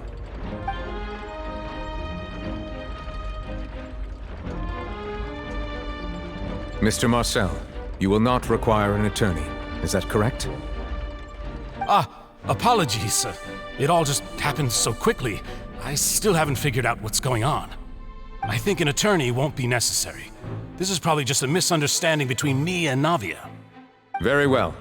In that case, since both sides have now arrived, Miss Navia, please present your charges. I would like to take everyone back to 3 years ago, to the case of Callus the Unfaithful. Only through elucidating what really happened in that case can we connect all the dots for the serial disappearances case. Navia, do you really think that I was the one who killed your father? Come on, why would I do that? Callus was my benefactor, and remember both you and I only ran to the scene when we heard the sound of a gun. If that's enough to make me a suspect, wouldn't that make everyone at that banquet a suspect as well? I think there's no point in getting into the specifics right now.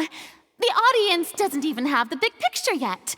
Even I'm struggling to remember some details of that case. Exactly correct, Your Honor.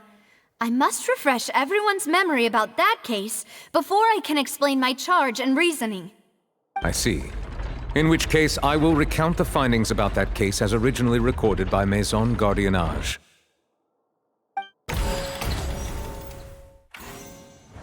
On the day of the murder, Spina di Rosula hosted a large banquet in a countryside estate owned by the Confrérie of Cabrières. During the banquet, all attending guests heard 2 gunshots from the courtyard. When the guests arrived at the scene, they found the primary suspect, Callus, holding a gun, while his acquaintance, Jacques, lay dead from a gunshot wound. The guards' investigation did not recover any other firearms from the scene. As a result, they concluded that the suspect's first shot must have missed, while the suspect did not dispute this conclusion, and also declined to defend himself in court. Instead, he chose to prove his innocence through a duel. Callus was defeated by champion duelist These are the known... The one with the motive to kill was Jacques, not my father. And even so, in truth, the third person shot Jacques first, and was shot in turn by my father when my father seized the gun from him. After that, the true culprit turned the third person into water, erasing all traces of him from the scene. Thank you for the summary, Your Honor. Of course, the guard's conclusion appeared quite sensible to us at the time. However, we should revisit the case now that we've gained new information about the abilities of water from the primordial sea.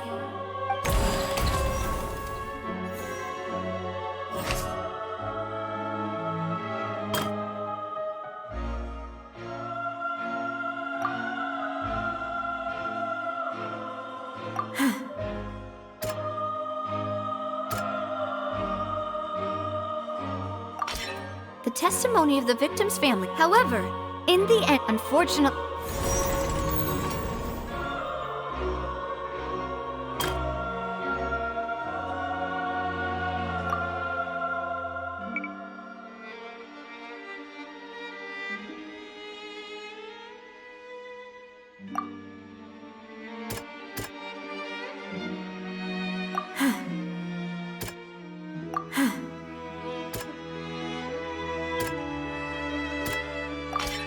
This assassin first shot Jacques, then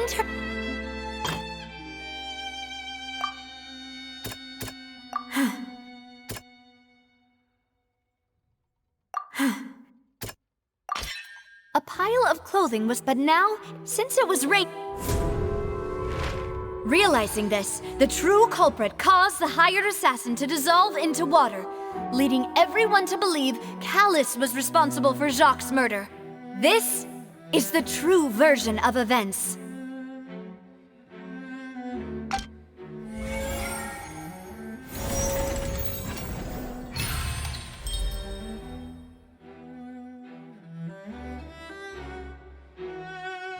So that's what happened. Wait, you're telling me something as dangerous as water from the primordial sea has been used for all these years?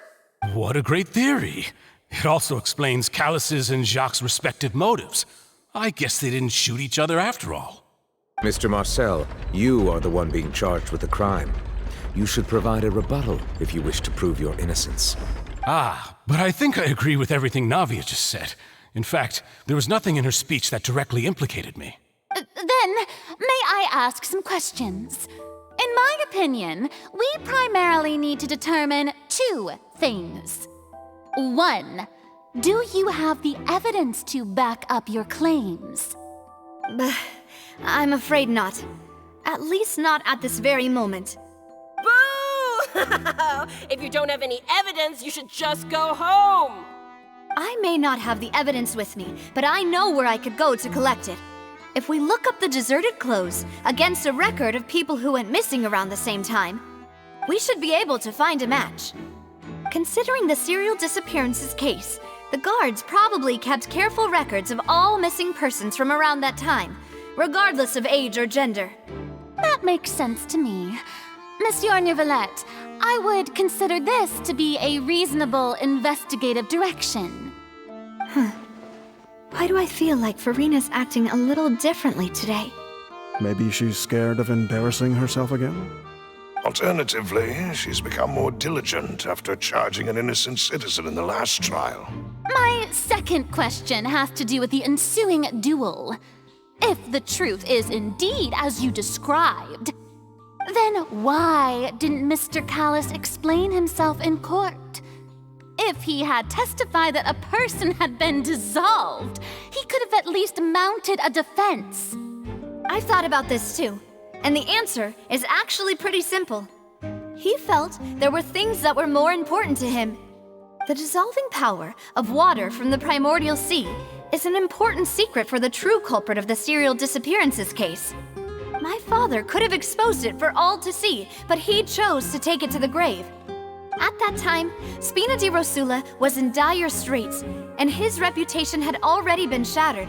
He had no guarantee that going forward with the truth would allow the culprit to be brought to justice. What was certain, however, was that it would paint a gigantic target on my back. Boss once told me that Demoiselle had already been selected as the next target of the serial disappearances case. What? If the secret had gotten out, the culprit would have fought an all-out war with Espina right there and then. I wouldn't have been the only one in danger. All of us would have stood to lose our lives. Of course, the guards might eventually figure out the truth of the matter and determine that we were in the right. But what good would that do? How can a hollow verdict protect anyone? Had this opera house ever given my father any kind of confidence in its brand of justice, Spina di Rosula would have had no reason to exist. But by staying silent, we retained the ability to deter our opponents and continue the stalemate. I was able to become Spina di Rosula's president, which made me harder to target, as well as giving me more time to grow and learn. And once I have figured out the truth and stepped up to the challenge, I will do what this opera house cannot, and restore my father's truth and honor back to him. So, you mean to say, your father intended to die in the duelist's ring? That's right. Do you have any proof? Of course. All you need is to ask his opponent, Clarand. I don't need your apology, your guilt, or your support from the shadows. You don't have to do anything for my sake. But since he entrusted his will to you, Clarand, you should tell us the truth about his sacrifice. So, during the duel, did you believe that Callus was intending to die? Yes, I did. As a champion duelist, I've fought many battles and taken a countless number of dishonored lives. In my line of work, I've seen all kinds of people give their all for the faintest hope to continue living. Some were determined, others passionate, and some even manic and twisted. Just one look and I can tell if a duelist is hoping to live or if they're looking to die. I hereby swear on my name and honor as a champion duelist that Mr. Callus never intended to leave the ring alive. Since that's your testimony, I have no more questions. It appears there really are good grounds to reopen this case. I concur. However, Miss Navia, you still have not explained the link between your father's case and the serial disappearances case. Right? What she said was fascinating, but kind of beside the point. Wait, weren't they just talking about the serial disappearances case? Of course, Your Honor. The two cases are connected via a matter of timing. In my father's case, the culprit intended to kill both Jacques and Callus. As a result, they planned to act after hearing 2 gunshots. And at the end of Linny's trial, the culprit also only dissolved the victim in front of everyone because they realized they were at risk of being identified. The culprit could only time their actions so precisely if they were already at the scene. Coincidentally, Marcel attended both the banquet and the trial. So that's why you suspected me. Even after hearing your reasoning, I still can't help but find it a little preposterous. I'm used to it, though. You've always been an impulsive and sentimental child, Navia. It's one of your most endearing traits. No need to appeal to pathos. I won't try to refute your points one by one, but even if everything you just said was true, can you prove that I was the only person present at both events? On top of that, does a person have to be physically present to control the timing? Can't someone remotely monitor the place? Don't know what she can say to that. I know that even with that, you might still think you can reduce the list of suspects with some further investigations, until I'm the only one left on the list. Alas, who won't feel at least a little hurt by an accusation of murder from a girl you see as your own daughter? But if I were to dismiss this completely, you'd also think I'm not being considerate of your feelings. Ah well, let Uncle Marcel teach you another lesson. Do you know what the biggest flaw in your reasoning is? I suppose you're gonna tell me anyways. It's timing again. I'm a businessman by trade. From that standpoint, there's no reason for me to kidnap young women. It's a high-risk action with nothing to gain. In addition, I left my home in Snezhnaya when I was young to come to Poisson and work in some trade. My business only thrived when I received Callus's patronage. But the disappearances began before I ever stepped foot in Fontaine. I do apologize, demoiselle. This was my mistake. No, it's not your fault. I'm sure he had come prepared. Is there anything else you'd like to say? Would you like to check the date of my first business license against the first known case of the serial disappearances? You can also take a look at my border entry records, or ask my friends and family when I left Snezhnaya for the first time. Could those records and testimonies do something to appease the unspeakable anguish in your heart? Seems like she got the wrong guy. At this rate, Navia will be convicted for falsely accusing him. I think you've done a superb job of dissecting your father's feelings as he neared the end of his life. But aren't you going against all of his wishes and expectations right now? He wished for you to become more rational, collected, and conscientious, instead of dwelling only on your own feelings. Once you've learned to be more considerate of others' feelings, and to stop rushing headlong into things, you'd have met most of his expectations. This isn't just about me, and it never has been. The biggest difference between me and the rest of the victims is that I still have the ability to search for the truth, while that same agency has long been taken from them. The people whose families were destroyed by synth abuse, the people who lost their loved ones to the serial disappearances, and the people who suffered tragic ends due to their sense of justice. Many people's images are flashing before my eyes. I'm sure some are coming to those of you in the audience as well. And whose image do you see, Marcel? Is it a man named Vacher? Oh, so you do know that name. I'm merely surprised you'd suddenly say the name of someone I've never even heard of. I was waiting for you to say that.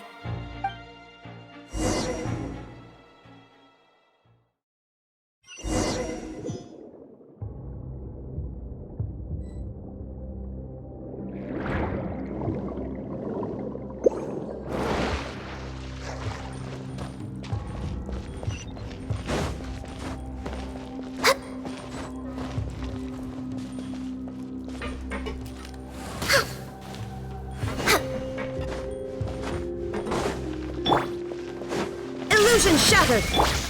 Born of ice and...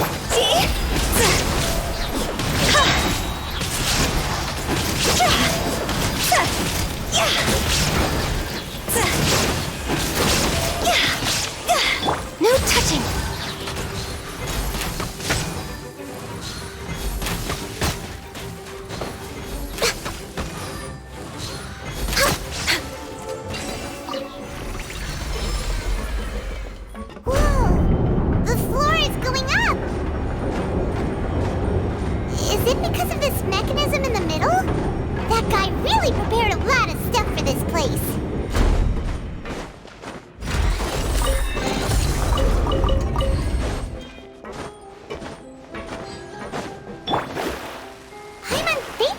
go up, but Paimon doesn't see a way.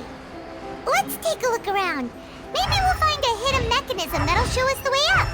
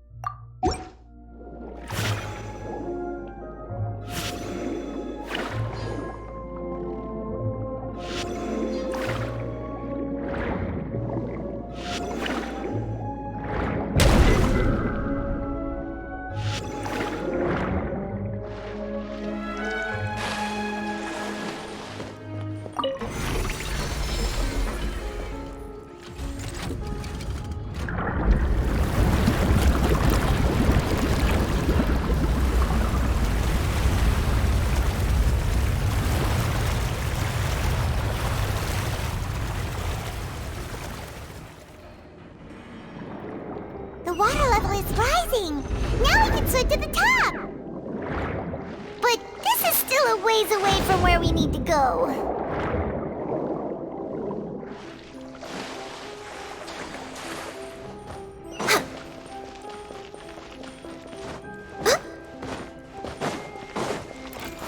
Born of ice and...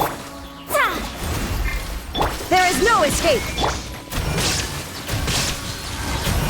Next up...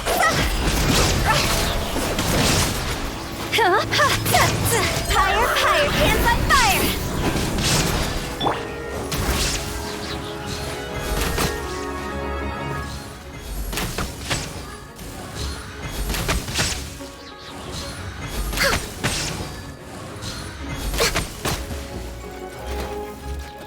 No touching!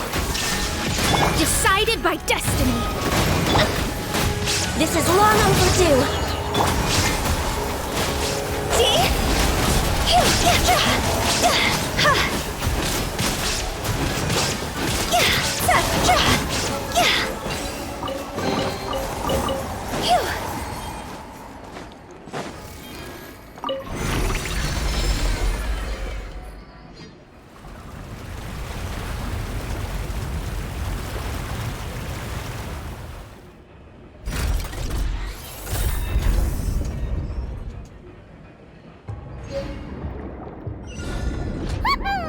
Now the path is clear! Let's go!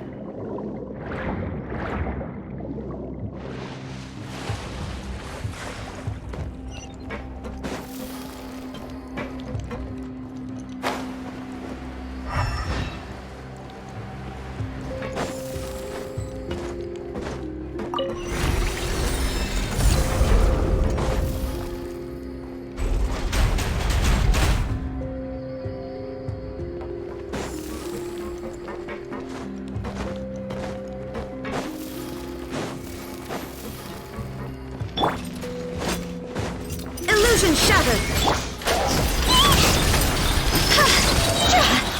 Star's over! Born of ice and frost! There is no escape! Torn to oblivion!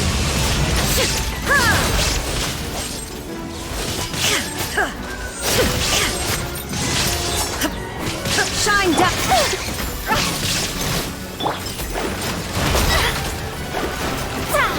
Written in the stars!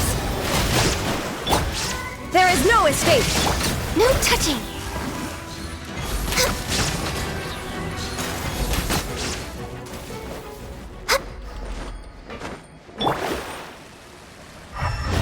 Scry the sky.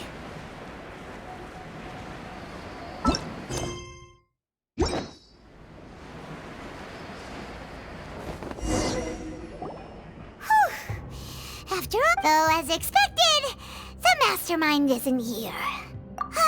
That's right. Then let's hurry.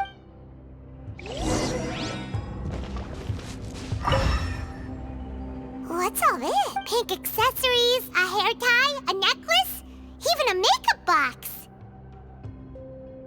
Oh, Paimon sees it too, but... Huh? You mean the girls from the serial disappearances? They were brought here, and then they were turned into water. And all the boxes of things. These names. That means...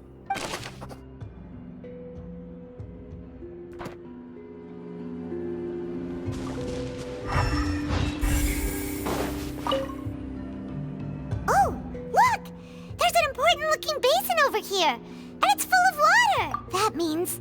this is where they make all the sin! If you dilute it with normal, Paimon will take notes on this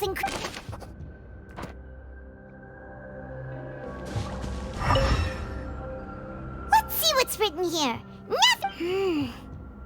Callus. Navia's father. Oh, this seems to be an investigation report on him. Yep! It's about finding someone to assassinate Jacques and Callus, because this should prove the existence of the third person, right? We still have not... The old dogs are... He can act whenever... I concur. Let's send some... Oh, seems like we've got a bunch of correspondence between the higher-ups. They're all...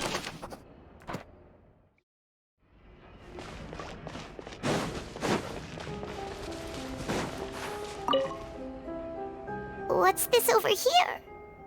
Looks like some kind of place for research. Experiment number 16 aims to verify the experiment was a failure. No individual managed to resurface from the water from the primordial sea. Female specimens 22, 23, and 24 were dissolved. Sorry, Traveler. Paimon will try her best. It's just that Paimon's never read something so scary before. How can someone write something that terrible in such a matter-of-fact tone? You read the rest. Paimon's too scared to keep going. So that's why he did... Wait, did he really think he'd be able to find a way just by dissolving people over and over? That's just insane! Huh? Isn't that the name you heard by the fountain? Paimon thought he was an eyewitness in the serial disappearances case. You mean Vache is the one who did all of these... experiments? So that's it! Vache was no victim, but personally took his lover and... No, that's not it either! If that's the case, why would he want people to resurface from the water? In any case, Paimon will write it all down.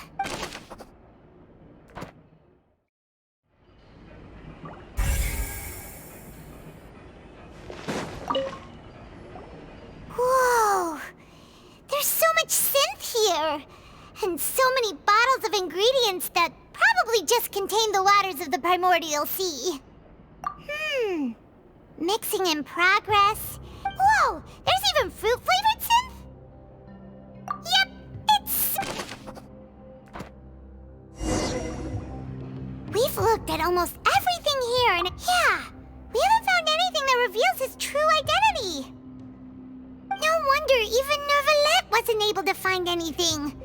Whoever it is probably destroyed everything to do with that name a long time ago. That way, even if we bring all this back to the opera, we won't be able to identify the true culprit. Sure thing. Paimon won't admit defeat to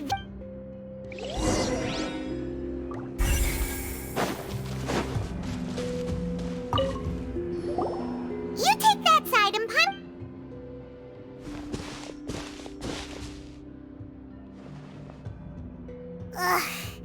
Nothing at all! And Paimon can't even find snacks either! Whoa, really? Let Paimon see! Vinier. Isn't that Vache's lover's name? Then you found her diary! Let's see! Aw, it's just a normal diary, So many! A whole page's worth! But they're all crossed out. Was she unhappy with all of them? The final name she decided on was... Marcel. Wait, but Marcel's pretty old.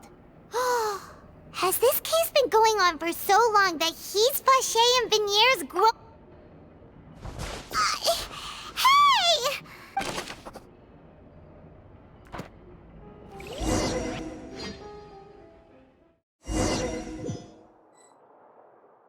And whose image do you see, Marcel? Is it a man named Vache? Oh, so... I've merely I was waiting for... Navia! We're back! As expected of my partner. I just knew you'd return in the nick of time. Just how often do you intend to flout the rules of this court? It's all right, Monsieur Neuvillette. Given their confidence, I expect they've found the crucial evidence.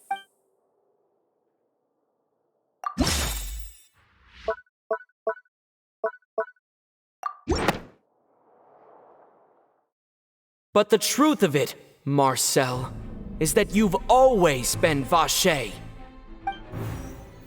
Huh? We've We've investigated your lair and we already know everything! After your lover, Vinier, was dissolved, you kept abducting young women to experiment on the hopes of bringing her back to you! You even created Marcel as a new identity and destroyed all records of your past as Vacher! So that's it. Even the villains in opera performances rarely go that far. And with that, Marcel's motive has now been established. This information regarding your past also dismantles your prior timing defense. Well, Marcel, do you know where you went wrong? You fixated your gaze on the lover that passed away, instead of paying attention to the living people around you. So, you never noticed how we changed, or how we grew as individuals. You also never understood Boss's real expectations for his daughter. Or our determination to see things through. Your determination. Mr. Marcel, please speak up now if you would like to defend yourself. Otherwise, the trial will move on to the next stage. Do you really think I wanted to do any of this? Pay attention to you? What for? Have you ever paid attention to me? Ever empathized with my pain? Ever known how it feels to watch the love of your life dissolve right in front of your eyes? No one helped me. No one even believed me. All those decades ago, even the officers from the Maison Gardiennage were laughing at me. They said there's no way a human being can turn into water. So I must have gone mad from grief. Vinier's death was brushed away by all of you as if it didn't matter at all. Well, now you know, don't you? Ha! Well, it's too late now. All those who were dissolved are gone forever. You only have yourselves to blame. You set up this ornate opera house in pursuit of your so-called justice, your beloved drama, while turning a blind eye to the suffering of the people. Vinier is dead. We promised each other that we would always be together. Wherever she goes, I will follow. But I'm not from this blasted place, so I can't be dissolved, no matter what I do. Hey, is that water from the primordial sea that he's drinking? I can't dissolve! Can't dissolve! Can't dissolve! Do you all see? I can't go! I can't follow! So if I can't go where she is, what choice do I have but to try to bring her back? I did all of that, and in the end, that accursed Callus still got the better of me. I spent my entire life living on pins and needles, only to get stabbed by his idiot daughter at the very end. The suspect is exhibiting signs of mental distress. Guards, please restrain him. Don't touch me! Don't anybody come near me! I still need to save Vinier. A promise. We made a promise. Vinier. Vinier! Please, Vinier, don't think badly of me. All I want to do is fulfill our promise. At this point, the verdict of this trial is clear. With Mr. Marcel's conviction, the charges against Mr. Tartaglia no longer have any basis.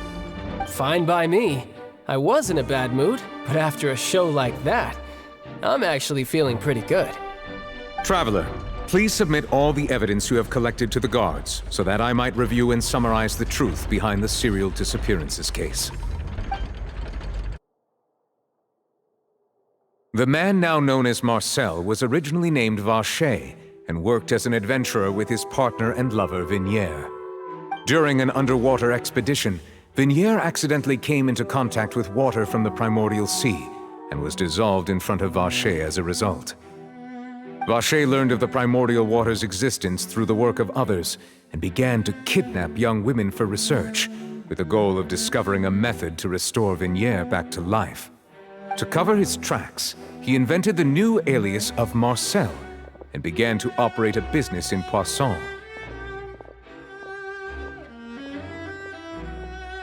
During the course of his research, Vacher discovered that a diluted concoction of water from the primordial sea can induce feelings of euphoria, and began to manufacture and market synth. However, as he accumulated wealth to fund his continued research and expanded the scope, he came into conflict with Spina di Rosula. After exchanging blows with Spina di Rosula for many years, Vacher decided to assassinate their president Callus at a banquet. Although the assassination did not go as Vacher expected, he was able to turn Callus into the murder suspect by dissolving the assassin he sent to the scene. And just recently, Vacher attempted to frame Linny as the culprit of the serial disappearances case, using a similar method. However, his attempt to frame Linny failed, and the power of water from the primordial sea became public knowledge. This case also exposed enough of Vacher's machinations that he was eventually successfully charged in court. Thus concludes the enigmatic history of the serial disappearances case, with the truth revealed to all.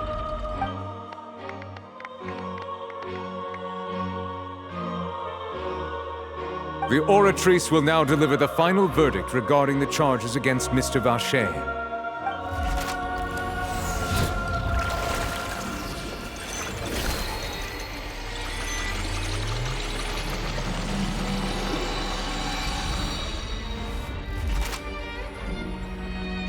According to the judgment of the Oratrice Mécanique d'Analyse Cardinale, Mr. Vacher is guilty. Guards! Take Vacher away. Good. It's what he deserves. With that, the serial disappearances case is over now. We really just witnessed history. Who would have thought the true culprit would be such a polite and well-spoken guy?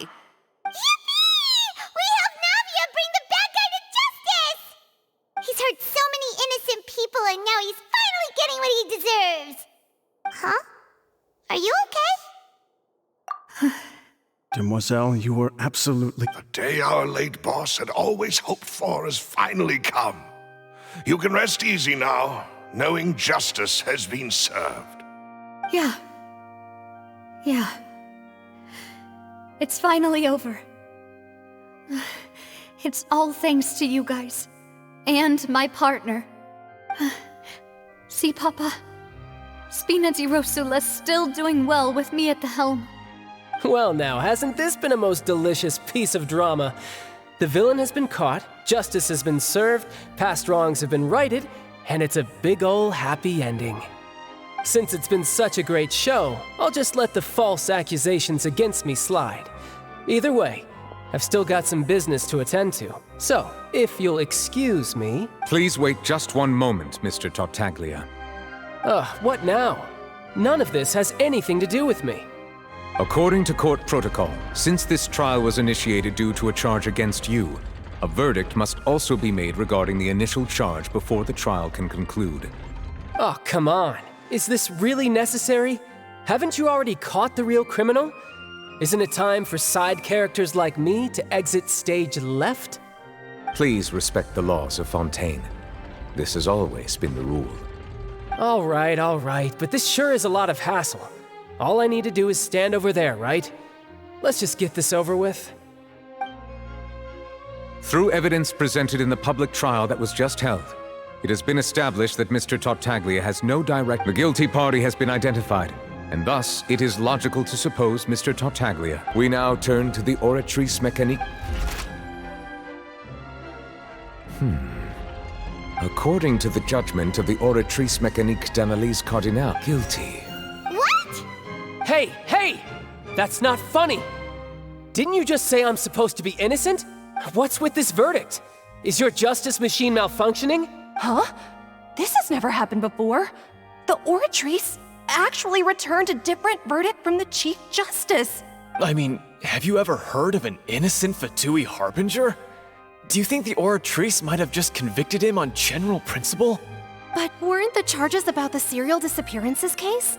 No matter what else he's guilty of, it shouldn't affect the verdict in this case, right? The judgment of the Oratrice Mécanique d'Analyse Cardinale is, by law, the final verdict of the court. We must accept the guilty verdict. Guards, please take the suspect.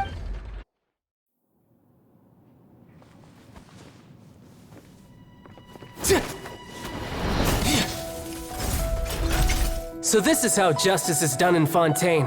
What a joke. You've got your rules. Well, I've got mine too!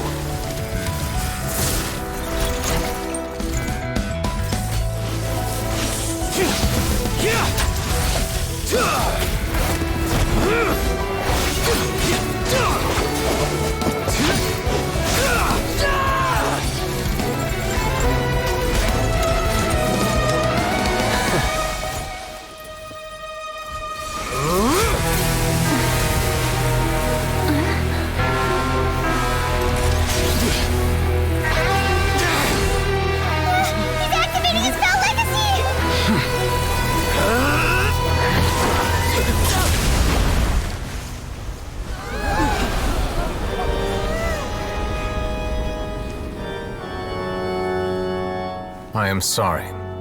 If you have been wronged, we will find the truth. But the rules of the court must be upheld.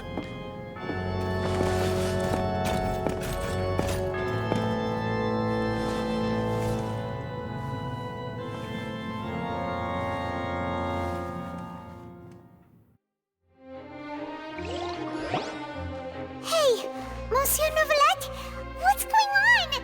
Shouldn't they have been cleared already? Apologies. This is also the first time I've encountered such a situation. However, according to the rules established at the conception of Fontaine's court system, the Oratrice's judgment is the final verdict of the court. All I do is follow court procedure. As for why the Oratrice arrived at the conclusion it did, you should probably ask someone more knowledgeable than me. Why are you looking at me? I had nothing to do with it! I don't know what happened there either! Hey, stop staring at me! What does Lady Verena mean by that? She says she has no idea either, but that's impossible. Didn't she create the Oratrice herself? Yeah, so are the verdicts reliable or not? Can results like this really be called justice? My dearest citizens, did you really think we'd allow an incorrect verdict to be handed out in this court? Did you really believe that the judgment could be mistaken or be the result of some sort of random mishap? Don't tell me. You thought even I had been blindsided by the Oratrice's result. But the way she looked just now, it was pretty obvious she had no idea what was going on. However, given the state of things, I shall give you an explanation. Everything that just took place, including my supposed shock and bafflement, was a part of an elaborate performance, with every action meant to stir up drama and excitement. And, of course, for every performance there is a script. Everything has unfolded exactly as I expected from the very beginning. As the embodiment of the very concept of justice, the Oratrice shall never render an arbitrary judgment! If you thought Child had nothing to do with the serial disappearances case, it is only because you've been blinded by the superficial appearance of innocence.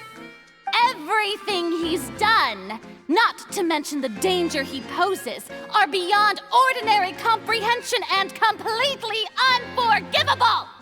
All shall be revealed in time. You will come to understand my noble intentions, as well as the absolute correctness of the Oratrice's verdict.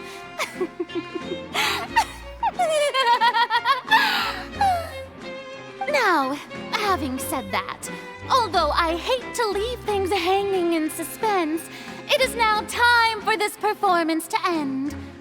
As the lead actress, I shall be the first to take my leave. Toodaloo! So she chose to make her escape after all, did she? So you're saying we shouldn't put much stock into what she just said? She probably just put on that performance to save face. As for the truth, it's unlikely that she actually has any idea. However, please be assured that I will continue to investigate this case in a personal capacity. Just as I promised, If the judgment has been incorrect, we will do our utmost to clear his name. All right. Even though we feel pretty badly for him, we'll take your word for it for now. After all, he's done plenty of bad stuff, so he should have known he'd go to prison someday, right?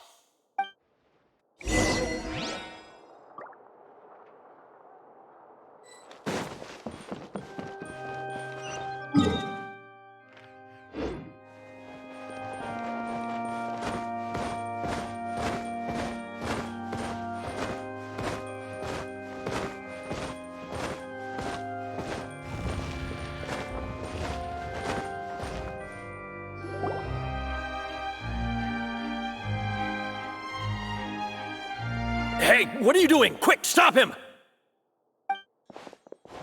Traveler! Hey! Traveler! Marcel! What are you doing over here? Stop resisting arrest! Cease, or we'll add another charge to the list. No, wait! I just want to ask the Traveler something. I'm not looking to run away. Please, just let me ask this one small thing. Go on. Thank you. I was being led away when I finally realized something. Where did you first hear the name Vacher? I erased all records of that name.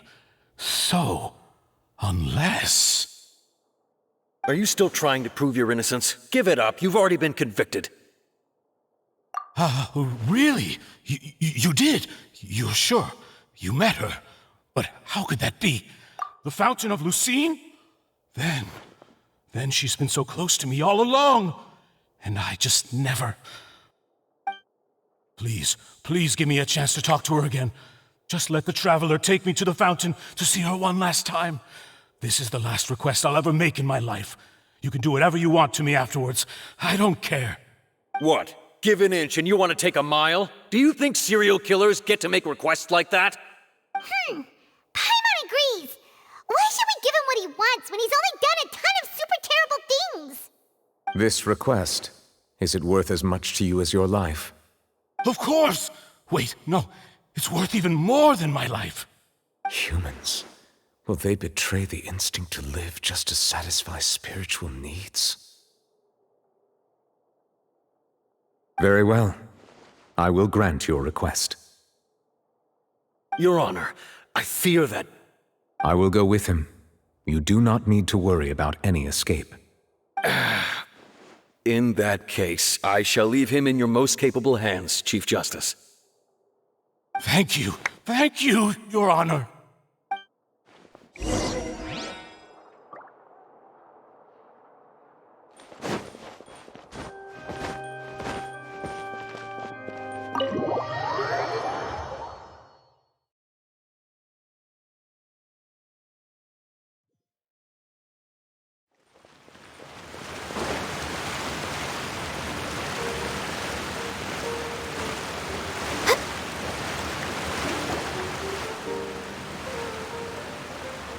Is this the place? You said she's here, but what do I need to do to see her? Yeah, and even Paimon could hear her after drinking that thing. Didn't you just drink a lot of it on the stage as well? Oh, in that case... Vacher! Ah! Yes, that's it! So you heard it too! Vignier, it's me! It's me, Vacher! Vacher? I'm here! Where are... Hey, wait! Be careful! Hey, whoa! Vignier, is that you? It's me, Vacher! Vignier! Vacher? Why did you come? Didn't I say? You don't need to look for me. You look a lot older than I remember. How long has it been? It's been more than 20 years. I've suffered for over 20 years since the day you left.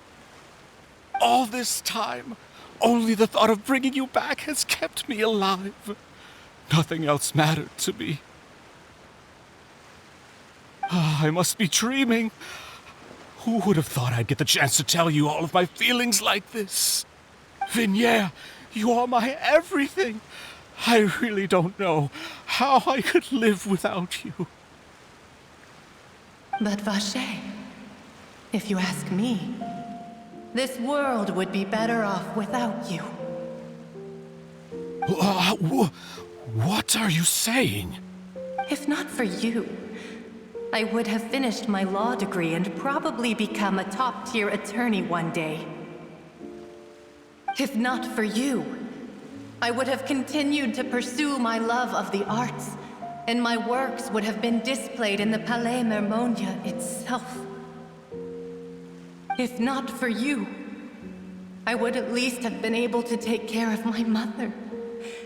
And she would not have grown old and died alone, with nothing but the tears on her cheeks. It's all because of your selfishness, Vache. It's all because of you. You... Wait, you are not Vignere. Who are you? You're right. I am not Vignere. I am the sacrifices. Every woman who died by your hand, as our bodies dissolved, our consciousnesses flowed back to the primordial sea. Our thoughts circulated endlessly within the primordial sea, and we were no longer individuals, but we became one, just as streams of water come together in the sea. I'm Cressy. I'm Lemony. I'm Azine. The only one I am not is Vignere. Why? But then, where is Vignere? She doesn't want to see you anymore. Every tendril of her consciousness is avoiding you. This is what you get for your selfishness. Your selfishness robbed us of our lives and our futures. You said time and time again that you'd do any and everything for her. But did you ever consider whether she'd want to see you do the things that you did? If she would despise you for what you became?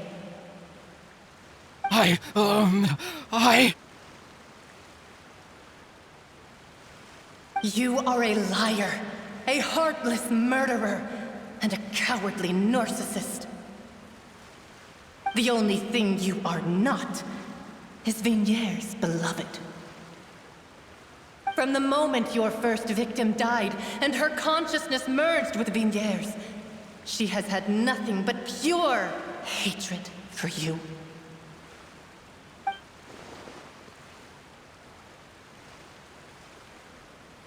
No!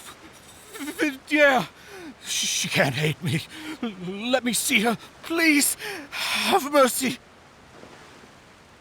You still don't understand. When I said don't look for me, that came from the real Vignere. She really doesn't want to see you anymore. But on top of that, she also said that because it's her final drop of pity for you. She said that because she knew that if you did come here, we will show no mercy to you. Vache. Vache? Vache? Vache? Vache? Vache? Vache? Drown.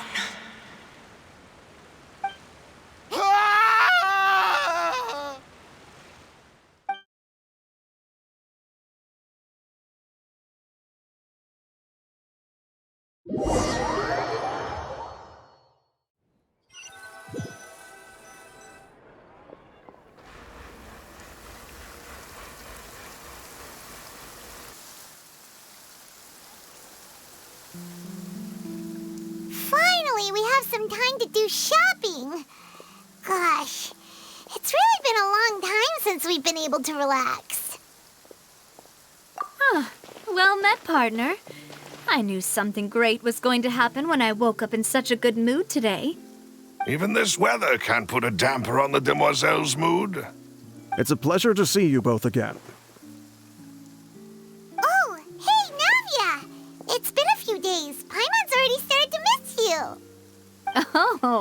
Now that I believe. I'm easy to work with and always bring home the bacon. Who wouldn't treasure having a partner like me? Sounds like you're really enjoying life these days, Navia. What have you been busy with since the trial? It's just been one thing after the other. I've been making non-stop trips between Poisson and the court since then. Everyone from Spina di Rosula organized a memorial for my father. We never held a memorial when he first died, since everyone knew that even if we held one back then, no one was going to come. This time, though, everyone in Poisson, and even many people from the court, all attended. So his name's definitely been cleared now. That's what we like to hear. It's been the dearest wish of Demoiselle all along. That blasted stubborn fool. I was right to put my faith in him. I'm so glad I didn't give up on the case all those years ago. Oh, by the way, I ran into Charlotte just after I left the memorial service. Well, maybe it'd be more accurate to say I knew she would be there, and there was no way she'd just let me go. Huh? So you know Charlotte too? The Charlotte? Journalist from the Steambird? Yeah, way back when I first became the president of the Spina di Rosula, she was all over me. Wouldn't take no for an answer.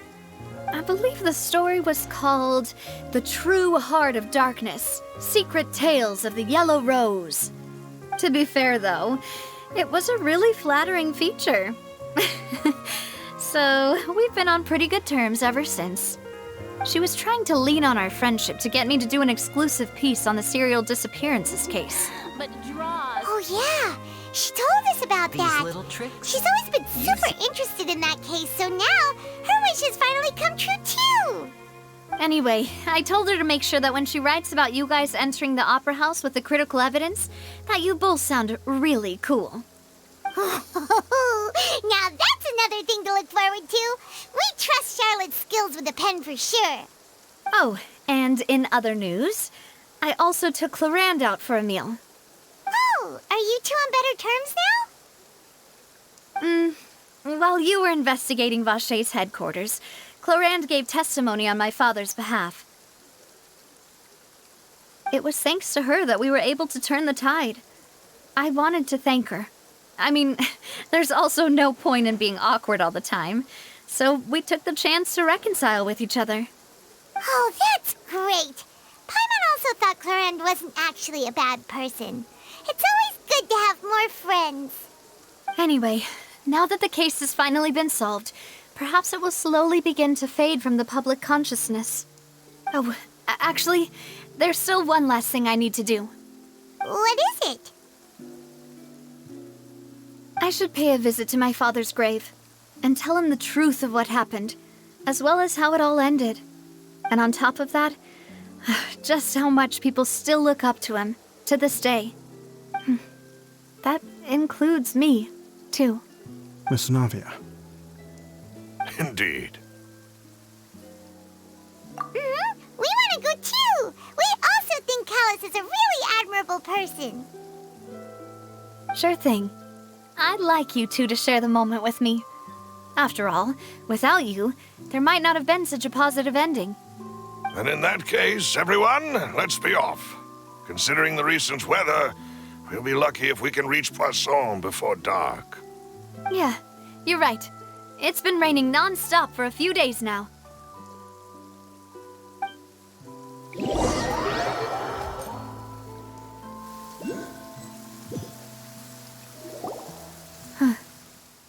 This is where my father's grave is.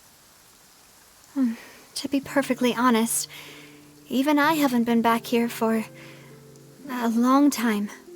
Huh? There's someone there already. Wait, that figure. It can't be. Isn't that Nervalette? Why would the Chief Justice be here? Huh? Navia?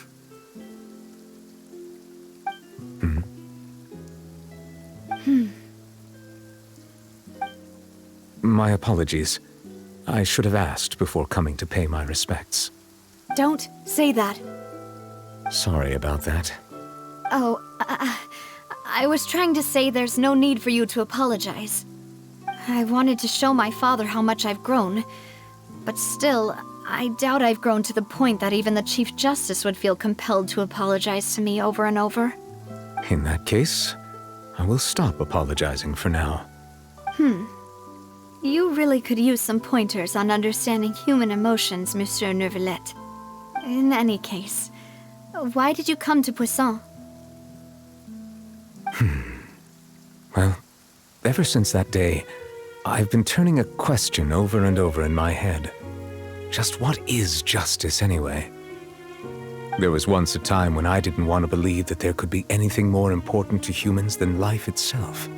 Oh, rather than that, it's probably more truthful to say I didn't believe humans were capable of resisting the most basic instinct of living things. That they could rebel against their own nature, or consider certain things to be more important than their own lives. Which is also why I didn't stop your father from beginning that fateful duel. I believed that a truly innocent man would never throw away his life like that. That there was nothing, should have been nothing more important than one's own continued survival. But Mr. Callis proved me utterly and decisively wrong. If not for his sacrifice, the serial disappearances case would have remained unsolved to this day. Mr. Callis made the choice he did for his daughter, for his associates, and for many people completely unrelated to him. And in the end, from a certain perspective, one could say that he did it all for the sake of justice. A justice that's higher than life itself. So, you asked me why I came here. I just wanted to say my apologies to Mr. Callis in person. I should have noticed all of this much sooner. This regret has filled me with a sadness that has haunted me for days. That high and mighty chair in the opera Epiclese indeed insulates one from many important things. Spina di Rosula, thank you so much for your hard work and perseverance. I'm sorry for being mad at you before. So, you're actually one of those types that's cold on the outside, but pretty thoughtful on the inside, huh? That reminds me of Silver, one of my guys. Sorry about that. Self-expression is not one of my strong suits. Didn't I just say you don't need to apologize? Ah, so Navia and Neuvillette seem to have made their peace as well. Let's not disturb them for now. We can wait till after they're done.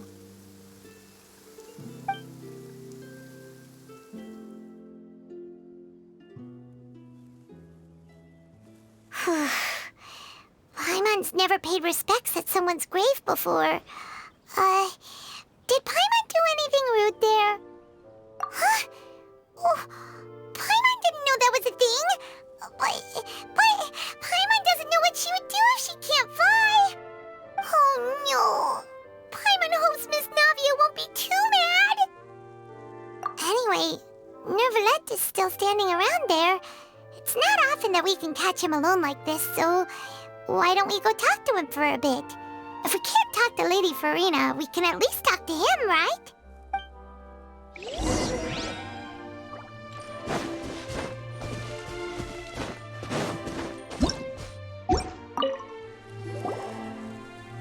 Oh, it's you two.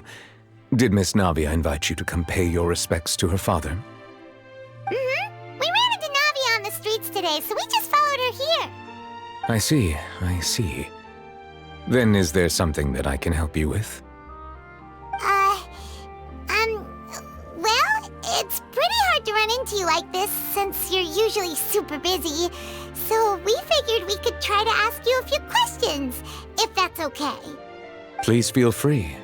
Though outsiders, you helped us solve one of the greatest mysteries in Fontaine, and it would be my pleasure to return the favor. So, at court, the bad guys referred to that special water as water from the primordial sea, but what is it really? Truthfully, that name is already quite accurate. I can only surmise that Vacher and his ilk only learned of its nature and existence after extensive research. There used to be a special sea on the surface of this planet. The nature of its seawater was rather different from that of the sea we know today. Most of Tevat's life forms were first born in that special sea. You could say it nurtured much of the life on this planet. Huh. So it really was where everything began. It makes sense to call it primordial then. But today, the primordial sea no longer exists on the planet's surface. What Vache discovered must have been some kind of special case, or a remnant from a truly ancient age. Huh. So that's how it is. Oh, you really know everything, Monsieur Neuvillette. But if that's the case, then why would people, at least people from Fontaine, dissolve in that kind of water? Indeed. Why would the primordial sea, which was known to engender and nurture life, suddenly reverse itself and devour life instead? To be frank, that also doesn't match my understanding of this world and its laws. There must still be some unknown secrets around the people of this land. Is there anything else you'd like to ask me about? So... Truthfully, there used to be a special most of Tevat. Huh. But today, what Vache discovered must have been some... Huh. Indeed. Why would... To be frank, is there... That the sea levels will rise and everyone will be dissolved in water, leaving Farina crying alone on her throne, but the sins of the people will be finally washed away for good. Does that appropriately summarize the version you've heard? That's right! It was Linny that told us back then. And that about covers all the main points. Yes, up to the present, I think we reached a point where we have no choice but to confront this prophecy directly. Rumors have it that this prophecy is rooted in the last words the former Hydro Archon left to the world before she passed away. A prophecy? Of the former Hydro Archon? Wow. This is the first time that we've ever heard of it. 2 parts of the prophecy have already proven correct. The rising sea levels and the ability of the people of Fontaine to be dissolved. We should be more vigilant and stay on the watch for further signs. Speaking of the prophecy, Farina has also always taken it quite seriously. Indeed, she has been collecting information and intelligence from across Tevat for this purpose. If the rumors were true, then perhaps this prophecy is the conundrum left to Farina by her predecessor. But with Farina being the way she is, can we really trust her to solve it? Is there anything else you'd like to ask me about?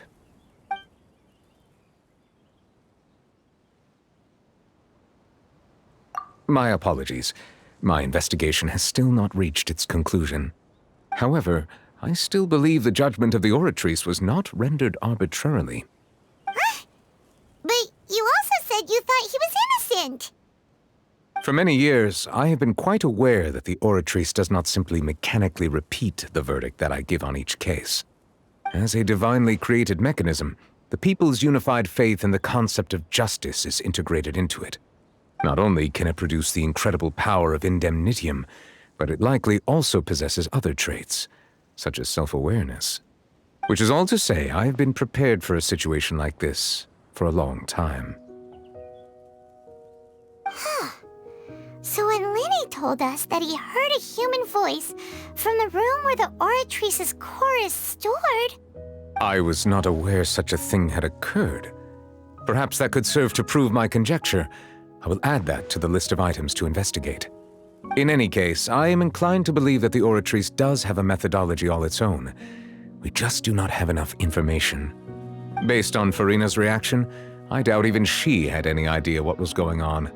She managed to bluff her way through it, though, their time-tested twin tricks of bravado and drama. While we do intend to get to the bottom of this, for now, we regret to say that the Fatui Harbinger will just have to bide his time in the fortress of Meripede. If we did incorrectly convict him of crimes he did not commit, we will most certainly compensate him to the fullest extent allowed by the law. If you ask Paimon, the only compensation he'll want is a no-holds-barred fight with you. Is there anything else you'd like to ask me about? Your sibling, another blonde-haired traveler. I'm sorry, but I've never seen anyone who matches that description. If she ever stepped foot in Fontaine, I'm sure she followed our laws to the letter, and had no reason to appear on the stage of the opera Epiclese. Is there anything else you'd like to ask me about? Very well. It was my honor to provide you with what... It will soon be time for me to leave this blissful tranquility behind, and return to Palais Memoria. You really are super busy, Monsieur Neuvillette. Paimon thought you only came here to pay your respects today because you had the day off. Crime and villainy do not have the day off, and so justice must work around the clock as well. This is merely the nature of a justice's work. All right. You've got a point. Huh? Paimon just noticed that the rain has stopped.